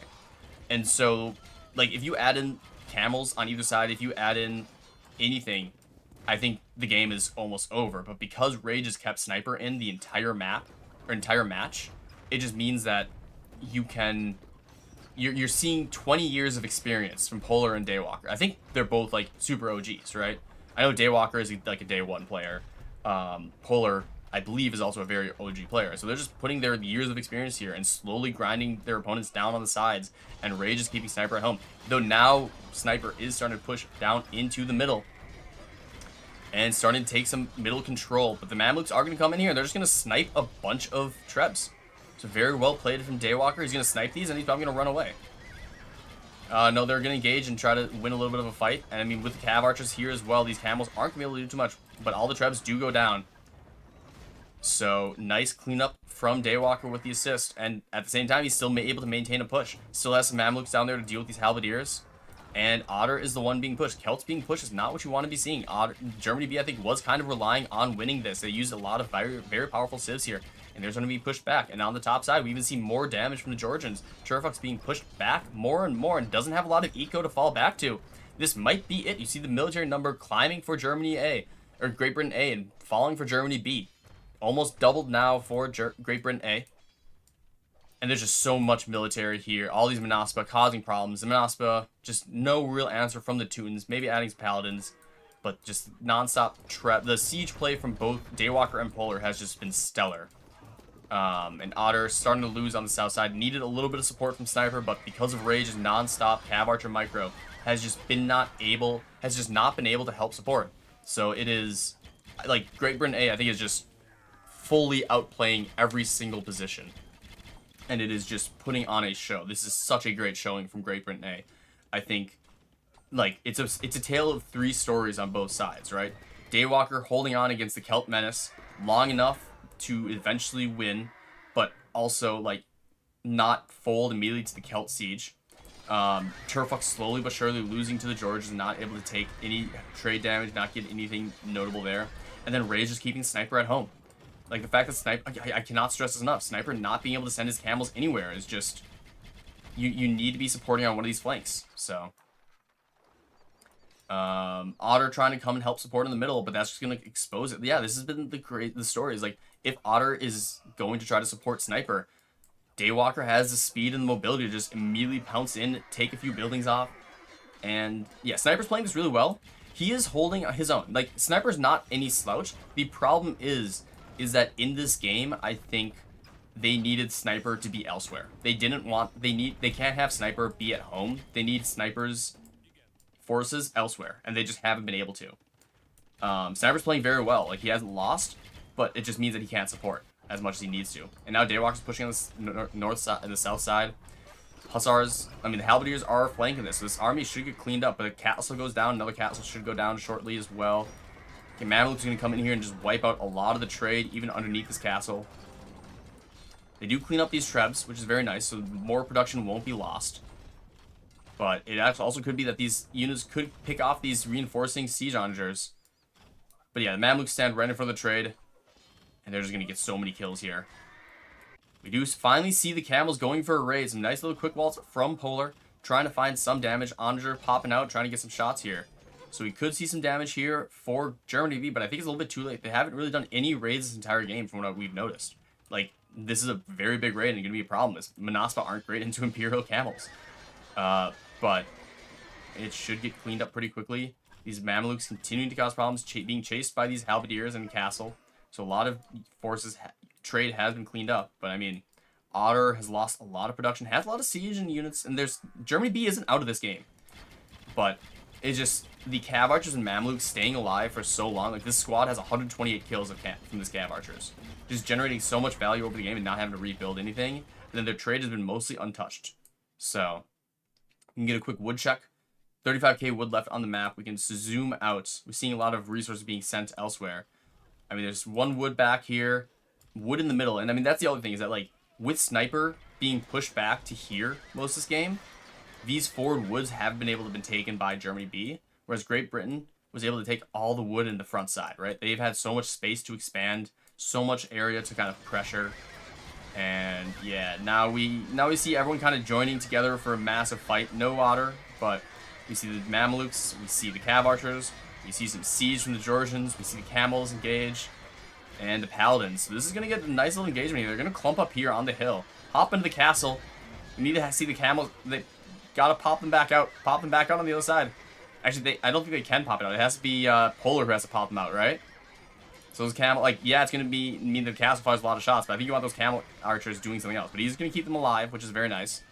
And the camel's gonna go for a raid, maybe find some eco kills, and they pop out there now, yeah. So, I mean, the map has kind of split in half. We do see a gutsy attempt at a little bit of a raid with some barracks and a castle on the front side, maybe get some raids going, but that's gonna get denied. And now Otter is able to fight in the middle. I mean, I think this is kind of one of those things. If Daywalker continues to pressure Otter on the side, I think that's going to be easy for Great Britain to bring it home. The problem is going to be if the Celts can get some support and choose the fights. And we actually do see them starting to chop some wood, either on purpose or by accident. But that is a strategy. We are at a point in the game where if you start chopping your opponent's wood lines, even these middle woods, it's going to be very tough to maintain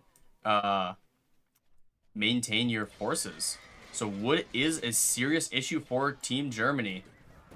And I think Daywalker is missing an opportunity to just delete these wood lines and make sure that there's no wood for Germany. They may not realize it, but they should have a feeling that it's getting into the stage of a game where wood is mostly an issue. Nice split micro here. Daywalker showing some skills, focusing elsewhere as well, and then also coming in here. Castle is going to help clean this up. Some halberdiers will chase him down, but this is going to be some more dead trade that can't be rebuilt because no wood on the map. So Germany might be in a fine state right now, but with no wood in the map, Sniper only having a bank of wood, it's going to be a problem. And the Celts definitely need a lot of wood. And all this wood has been pretty much chopped through. All these villagers from Otter, they almost should just go and fight all this siege. The villagers could be heroes and kill a bunch of siege here, but all the villagers are going to go down. Otter sending all of his gold over to Sniper. And I mean, there is a nice push on this top side, but it might be too little too late.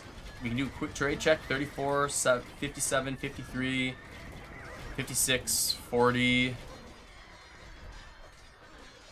57, 80 trade for Daywalker. Saracens, of course, with their massive bonuses. And a good amount of resources banked. 10k food banked for Daywalker is massive at this stage of the game. And we actually even see some pushes on Otter's base from the Sniper. Or from, not from Sniper, but cleaned up by Sniper. But yeah, I think this last fight is going to go, even if Germany wins this fight at this point, I think it is too little too late. And I think the wood situation is now dire. And the banks aren't there for the German team. We have 20k wood on the map. You can see there is still a bunch of wood on this north side being used as walls, but they have the wood reserves. I mean, Great Britain is also running low on wood. They have all this, which is very important, but this could be a situation where if they could sneak a siege onager up here, which would be very hard to do, they could just, if they force it into a full wood game. I mean, with the Saracens, it's kind of hard to beat the Saracens in a wood game, right? Paladins are doing pretty good here, but it's going to start becoming a issue of resources. Otter doesn't have really much to rebuild anything with. I mean, he's getting some Woad Raiders attacked. Don't the Woads get, like, bonus gold or something? Isn't that one of the things now? Do Woads generate gold when they kill, villagers? Zerkers. That's what it is. Okay. So yeah, I mean, again, the problem is at the end of the day, these Cav Archers are just so hard to deal with. And, like, yeah, the Woad Raiders can do some damage here, but you really don't have the resources to, bring them back, right? So a lot of this trade is going to get decimated by this massive amount of Woad Raiders. But the Mamluks are here to help clean this up. Trade does go down. I don't know if it's going to be enough kills from Otter to make a significant difference here. And we do see the fight has kind of gone entirely in the favor of Great Britain A. The forces of Sniper has fallen back. There's still some Paladins left, but the Paladins aren't matching up great against some Manaspa. And these Cav Archers continue to just generate so much value. You need to kind of get a surround on them or some Onager shots. The problem is that the Cav Archers have never really had to face the Siege Onagers of the Celts. So, if Otter had ever been able to engage those Cav Archers with the Celt Siege, he probably could have gotten a very nice hit, just one or two SO shots in the Celts, and this squad of Cav Archers dies. But Rage has been so good about keeping them alive. Mamluks raiding the last of the villagers on the woodlines. There's still some gold on the map, not the most important, but still so much wood in the map for Britain. I mean, we can kind of see that at this point it's 15k wood, and I think that's all on that north side. There's no wood lines left for Germany, except for these couple stragglers in the middle. And the wood game has kind of just been won. We do see Hussar. Nice repairs. I mean, you kind of need to. No, stop attacking! Is it taking damage? Okay, no. Otter pulled it away. And we see a ping from Polar. He wants to go and hit the trade. Mamluke's starting to take this engagement, though. It is just at this point, I think it is a slow but certain death. There's still plenty of resources for Great Britain. Like, still has 15k food is massive. Forgot it's best of 7, so there's more games. Yeah. Though I am... And there's a GG. Very great game. I think that was outstandingly played by Great Britain A. I think that was insanely high level gameplay from all three of them. And even though I think Germany played that really well, they had the better... I think they had the Civ matchup they wanted in a lot of the situation. But I think Great Britain A just outplayed Germany there. Like, and that's not to say that Germany beat... Again, they didn't play poorly. Like, Sniper was playing very well. It was just, like, 100%... Like, if this was chess, they would have a 100% accuracy rating for their gameplay. Germany probably had, like, a 95% accuracy. And that 5% is what decided the game. So, very well done from Great Britain A. That is a tough loss for Germany B because it is such a winnable game because it was so close for so long. But they just weren't able to. Rage really pulling off the MVP there, I think, just keeping Sniper at home. And then Daywalker and Polar just slowly but surely winning their sides. Let's see, like, KD, yeah, Polar with 20, that's KD ratio. Rage only at 1.2, but yeah, the 1.23 KD for Daywalker is massive against Celt Siege. That just meant that Otter's Siege Onager micro just wasn't where it needed to be. Polar with 24 raises, 96 raises, deleting the Teutons off the map. So, how's the APM look? Yo, Sniper with those massive amount of APM spikes. But that was a very, very good game. Special teams, special players, yeah. So, very well done. Germany B now on... they're playing for their life.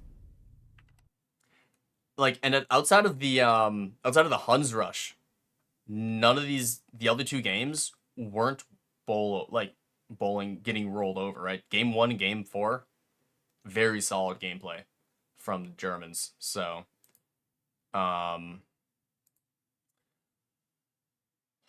yeah, unfortunately, I think if Great Britain doesn't win this next game, then I'm probably going to have to tap out to go to a concert, but we'll see. They need to play with Benanji. Yeah, it is interesting that Benanji has only played one of the 4 games, I think. Otter's played them all. Have another 5-minute water game. I wouldn't be surprised. It is Golden Stream left. So Runestones is a win. And so I would be surprised if it's Golden Stream or Kaosan. Kaosan was their first pick. And they do have some pretty solid civs, I think, left. So we can see Teutons, Celts, and Hindus versus Saracens, Magyars, and Georgians. So some very powerful civs there from both teams. Berbers and Koreans are scary to have remaining, especially for Golden Stream. Koreans are really strong there. And honestly, the water for Germany B doesn't look too great remaining. Like, it's not as overwhelming as I feel like it was before. But we will have to see.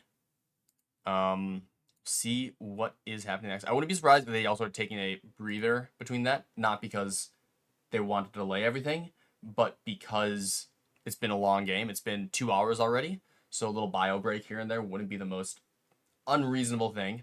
I am going to look at a different tab. I just am curious about if the other one, if the grand finals is over of Warlords. I won't spoil anything. Are they still playing? I think it's still the same game. They may have taken a more break, but it's over. Oh, Benanji's back in voice. Team Germany's got this. All right. Time to bench Otter. I don't know if you. I mean, interesting. Oh, it's the interview. Okay. I was just clicked on someone's stream. That's fair. If it's over, don't spoil it in chat, I guess.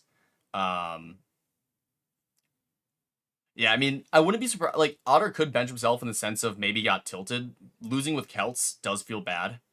And the ESO play was unfortunate because it is one of those things where it's like Celts demand so much that if a little bit goes wrong, it can just be catastrophic. And not like a bunch went wrong for Otter. He didn't play poorly. It's just when you're kind of the focal point of the strategy and you fail to execute the way that you're hoping to, it can be a little bit tilting. But I mean, they're down 3-1. They have another map coming up shortly. Give Otter the fast civs and Benanji the siege civ. Is that kind of what the play is for them? Is that kind of where they specialize? I think Otter does have some pretty solid fast opens. So actually, I'm just going to pull up. Not that I've been following Warlords, but since it is the first, it's the one that broke the streak. I am actually curious about how the tournament ended up.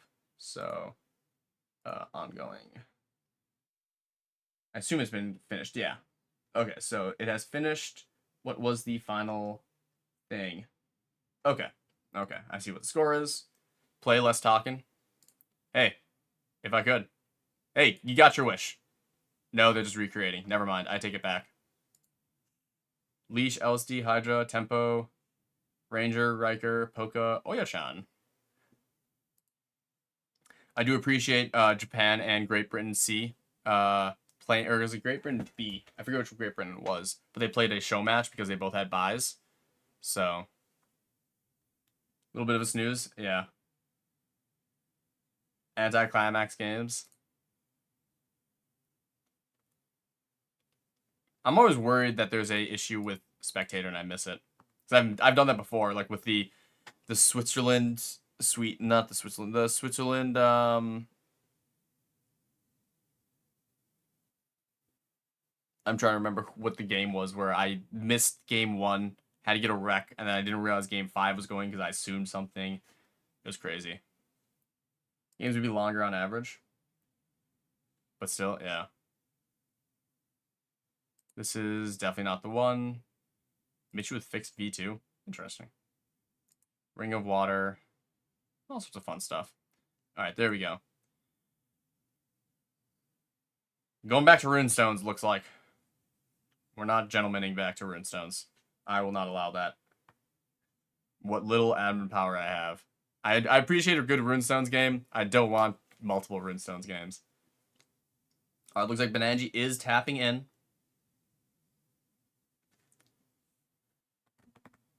How are people feeling? Do you think, what's chat thinking? You think Britain's going to take it in the next game, win 4-1, or do you think Germany is going to start making a comeback? Go Benanji, the killer. And Sniper is in the game. Sniper's been playing really well. Daywalker, Polar, and Twepy. Twepy is here. Putting Rage back on the bench. Rage played that last game so stellarly. But Daywalker and Polar also just played insane. With this pool drafting, you know what civ you play on what map and who is playing with what ahead of the civ draft. What it's taking so long? Just talking about like strategies and stuff, I'm sure. Or adjusting a little bit. Because it is one of those things where it's like you can plan for what you're doing yourself, Keller. But there is a art to looking at what your opponent has left and trying to maybe do some counter picks, right? So like if you knew your opponent had Koreans, you kind of have to have a plan for when the Koreans might show up, which if it's going to be Golden Stream, probably expect the Koreans there. We could also see Great Britain do another throwaway here, take their map draft, and do a full power on Vinland Saga, right? Like they have Vinland Saga in their back pocket, so they could go for something like super fast, like Humans Rush. I don't know, if like like humans, Vietnamese, and Berbers or something, and like try to do a rushdown on Vinland Saga. So we could be seeing a weaker Civ pick here, and them just kind of throwing away another water map because it's Golden Stream because they managed to win on Runestones. I mean, it was their map, but it was Germany's pick to go to Runestones. Graham doesn't need to sleep. Yeah, I mean, again, this is probably going to be my last game, unless we get another 5-minute insta game, or whatever. Like I do have it out in a little bit, so we'll probably go and visit Mandy after this. And then I promise I will finish the cast. If not tonight, tomorrow morning. The game is not started yet, no. So I will not spoil myself, but I will finish the cast. I did promise Otter I'd cast this whole thing, and it is honestly, it's one of the sets I was most excited for, because you know it's the OGs versus the admins, right? I think they want you to step in. You're tired and bad headache now. Hey, Rage, you earned that last game. You played very well. So that headache is well earned. If you rewatch it, I'm pretty much praising the entire game because you kept Sniper from being able to support either side. So you did the best. That was stellar Cav Archer play. So hopefully you feel a little bit better. But we're going into Golden Stream. We need to see Germany B survive or Great Britain win. Don't tell me I forgot. Okay, I'm good. I did this. Okay, Golden Stream. We have Sicilians, Byzantines, and Burmese. Franks, Dravidians, and Vietnamese. Okay. Like, Byzantines makes sense. But, like, I'm not... I interested... This is where I need some experts' opinions. Like, I don't really know what to think of these civs on Golden Stream. It feels like there are some more powerful water civs that you could have seen to try to win on water heavily.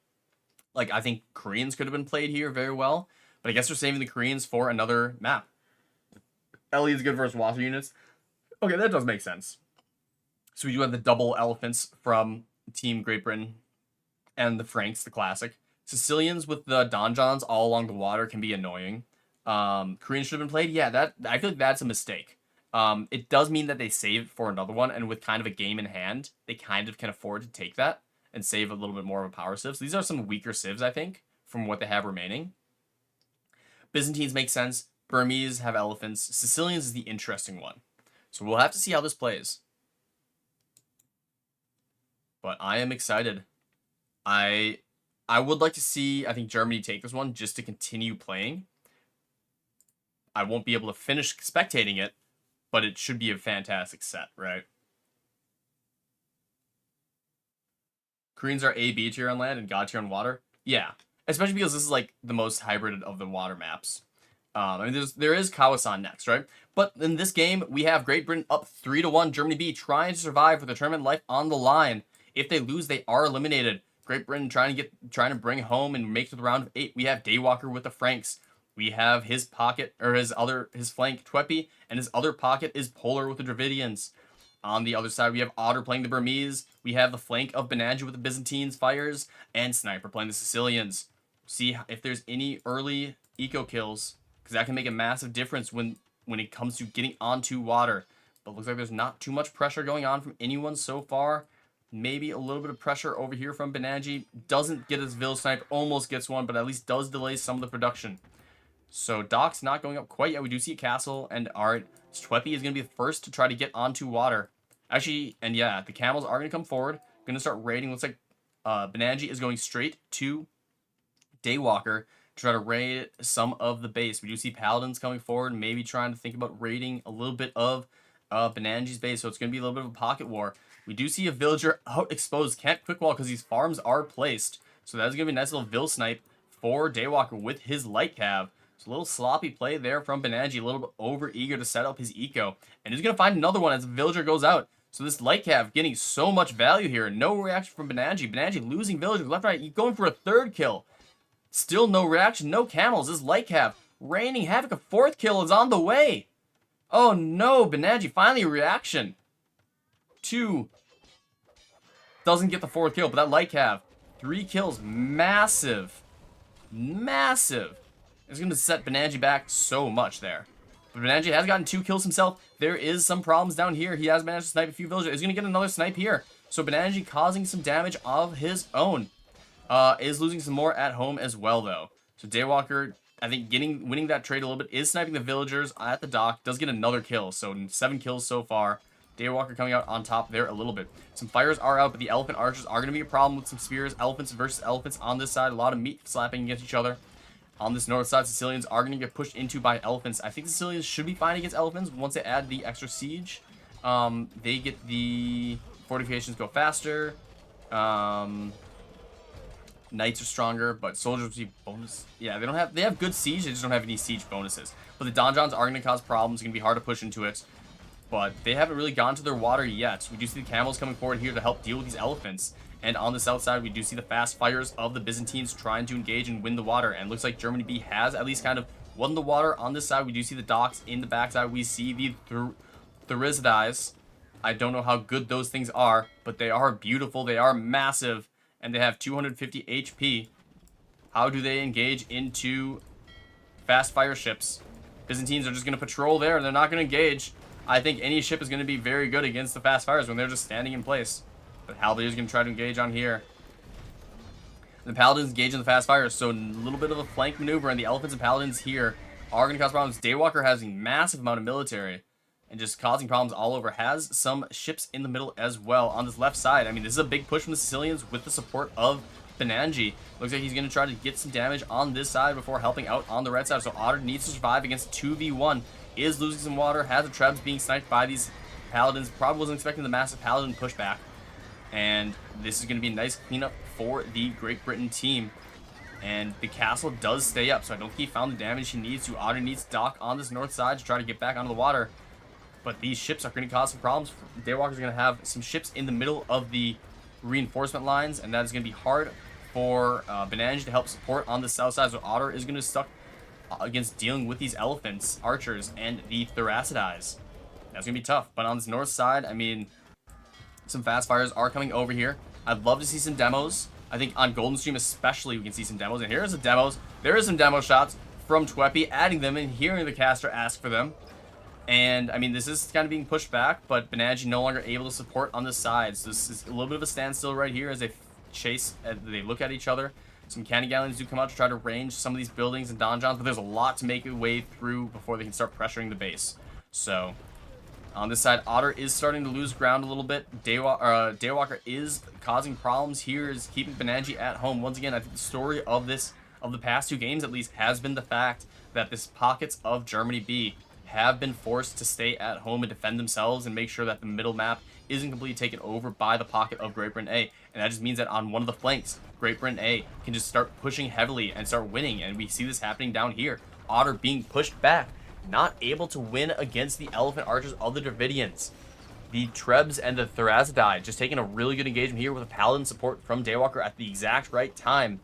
And with Benanji helping on the other side, not able to get a good engagement. Halberdiers are here to help protect against the Elephant Archers, just massively balled up. There's no siege hunters at all to help deal with this. No scorpions. These Burmese don't have much to deal with here. And you're queuing halbs, yeah. I mean, and now the base of Otter is going to get wiped out. And there's not much damage being done over here. Like, maybe the Sicilians slowly win this, but it's nowhere near fast enough, nowhere near effective enough to actually cause problems for Great Britain A. Great Britain A also pushing on this top side, starting to pressure these bases of Benanji, prevent too much reinforcements coming out from Benanji, trying to deal with this castle. Castle probably will go up, loses a bunch of villagers in the process. The Halberdiers raids are effective, and does secure that kind of beachside property, but the Trebs are already out to pressure that, and the water control is firmly in the way of Great Britain A. Like, there's no docks for Sniper, so even though he's kind of winning this area over here, it's just not able to do much. The donjons on the river, preventing any reinforcements from running in easily, is going to be a problem. We see the raids in the backside for Daywalker. Daywalker all up in the base, and Otter just quickly losing his base. Not even slowly anymore. These Elephant Archers having no answer. Needed to be on the aggression here, but these Elephant Archers masked up. No reinforcements coming in from Benanji, and this is not looking good for Team Germany. This game might be over pretty quickly. Otter having not a lot of military. Military is over 100 favored for Great Britain. Otter does have these castles secured on the south side, nothing being made out of them, but it's going to slowly be taken out. These Trebs are coming forward and starting to take out more and more buildings. Germany B, of course, doesn't want to just resign.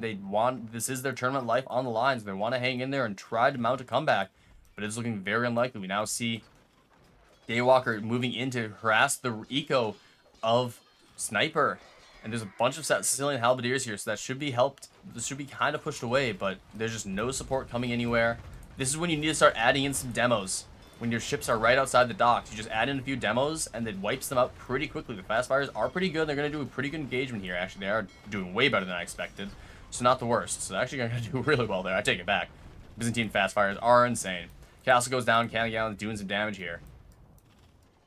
But, I mean, where does Otter retreat to? This is one of the problems of Golden Stream, is that it's a very small map. There's not a lot of space to expand to. You can't really fall back. All this space is water and is just too exposed. The middle of the map completely saturated by Daywalker. 4 castles. No pressure is going to happen there. Frank's OP in this. Yeah, I mean, once you're adding in Paladins, it's so hard to deal with. I mean, this was mostly just Paladins plus Elephant Archers is just against Burmese, when Burmese didn't have support from Benanji, is just brutal. These Elephant Archers are just 155 kills on these Elephant Archers. How do you contest that with Burmese, right? You just can't. Burmese just don't have the options to deal with Elephant Archers, I think. Like, you could probably, if you'd gotten your Elephant, if you'd won the first Elephant fight, maybe, but those Paladins, like, the support from Daywalker was just too much. Otter trying to go up in the back and rebuild. There is still some hope, but Sicilians very slowly. We do see the donjon creep, but it's a little too slow. That is one of the problems. Like, donjons really strong, really good. They're just too slow in a team game, right? Like, if this is 1v1 and we were only looking at these 2 islands, yeah, Sicilians are going to win this eventually. They're going to start creeping. They're going to start maintaining their map control, and there's going to be no pushback from Twepy. But the problem is there's 2 other players on both sides fighting elsewhere, and it is not going well for his teammates. So it's not looking good for Germany B, unfortunately. We do have some heavy demos just patrolling around, maybe trying to catch some. I do love Twepy's use of demos here and there, especially when he's not trying to commit too heavily to water. And Sicilian's creep continues to go forward. So, I mean, I think this is one of those situations. I mean, they can't really help support, and they have to deal with this, and I think the Elephant Archer is just too strong here. If, theoretically, Sniper had wiped out this base faster, Otter, we could see a bit more of a map split, right? Like, essentially, Otter would fall back. We would see Twepy have to fall back. There is a chance for that, but it takes too long, and unfortunately, Germany B is forced to tap out, and that means Germany B's run is over. They played very well, but unfortunately, some of the maps, they just had some very bad engagements, and Great Britain, the favorites, even though they were upset by Canada, wins and moves on. GG's to both. Very sad that Germany B is out. They played amazing. The only, the biggest downside was just getting Hun rushed and not surviving it for Otter, unfortunately. But they played very well. The 2 games that went the distance, game 1 and 4, excellent games, and they got a bad draw in playing a team like one of the favorites from the lower seeds. So, but yeah, that was Polar and Daywalker were just stellar. Rage played amazing with the Magyar Cav archers. It was just like it's one of those situations like it is very understandable to be upset as Germany B. I think there's things Germany B could have done to play better, and they could have made some more better plays here and there. But Great Britain A played out of their mind. Like that was some super high level gameplay. That was super well done from Great Britain A. And if they keep playing like that, they can they can ignore Canada loss and they can make it far, right? Like people were worried about Great Britain A when, at least I was, when they lost to Canada. Like not to discredit Canada, right? Um, but it's like I was kind of like, oh, are the old folks washed? Do they need to go to the retirement home? Are they a little bit overseeded? Like they were supposed to be one of the favorites. Maybe they are good, but they're not one of the favorites. And then they smoked NASA, and it was a close game, but we had to let them win.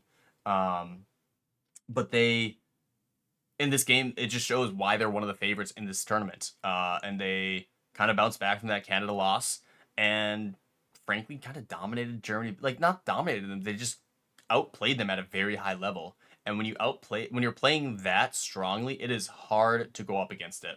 So unfortunate for Germany, they definitely got the short end of the stick with the draw. They played very well. Like the Team Islands game, free win. The Huns Rush, they almost survived it on Golden Stream or on Golden Lakes. I think Otter just got a little bit unlucky with a few of his quick walls and went for the. In the heat of the moment, it's tough. I think he should have gone for a few more production buildings before trying to build that castle. But again, he's more expert than I am. And it's easy to say, I'm sitting here, comfy in a chair, watching a stream, whereas he's playing for his tournament life in a very high stakes match. So it was unfortunate that they lost, I think, in that game. And that game and this game, I feel like were over a little bit too quickly. Whereas games 1 and 4, we saw just how good Germany B is. They just weren't able to make that final push when they needed to and do the damage they needed to beat the juggernaut that is Great Britain A. So well done from them all. I'm very happy. I know Germany B is disappointed only making it to the round of 16. I think against a lot of the other teams in the tournament, and this might just be rubbing salt in the wounds, I think against a lot of the other teams from that second seed, Germany B would have had a very good chance of making it to the round of 8, and they just got really screwed, which, if there's anyone to blame, I mean, I'm the one who made the drawing, so I do apologize, but sometimes that's just how it goes. It was a great run from Germany B. We saw how good they are, and I am excited to see how they do in the next one. But yeah, Great Britain A, looking dangerous as all.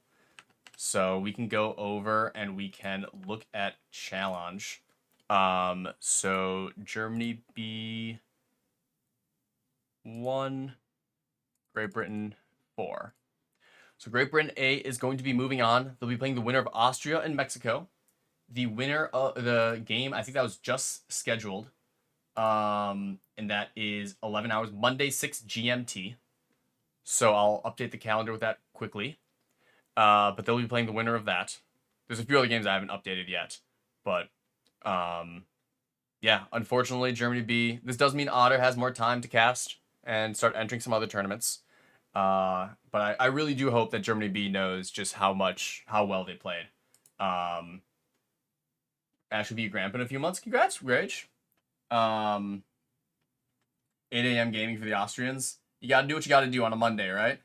So, yeah, this was very fun to watch. I do thank Germany B, especially for the admins, putting on this great tournament. The tournament's still going on. We still have plenty of playoffs to happen, and yeah, this was a good set.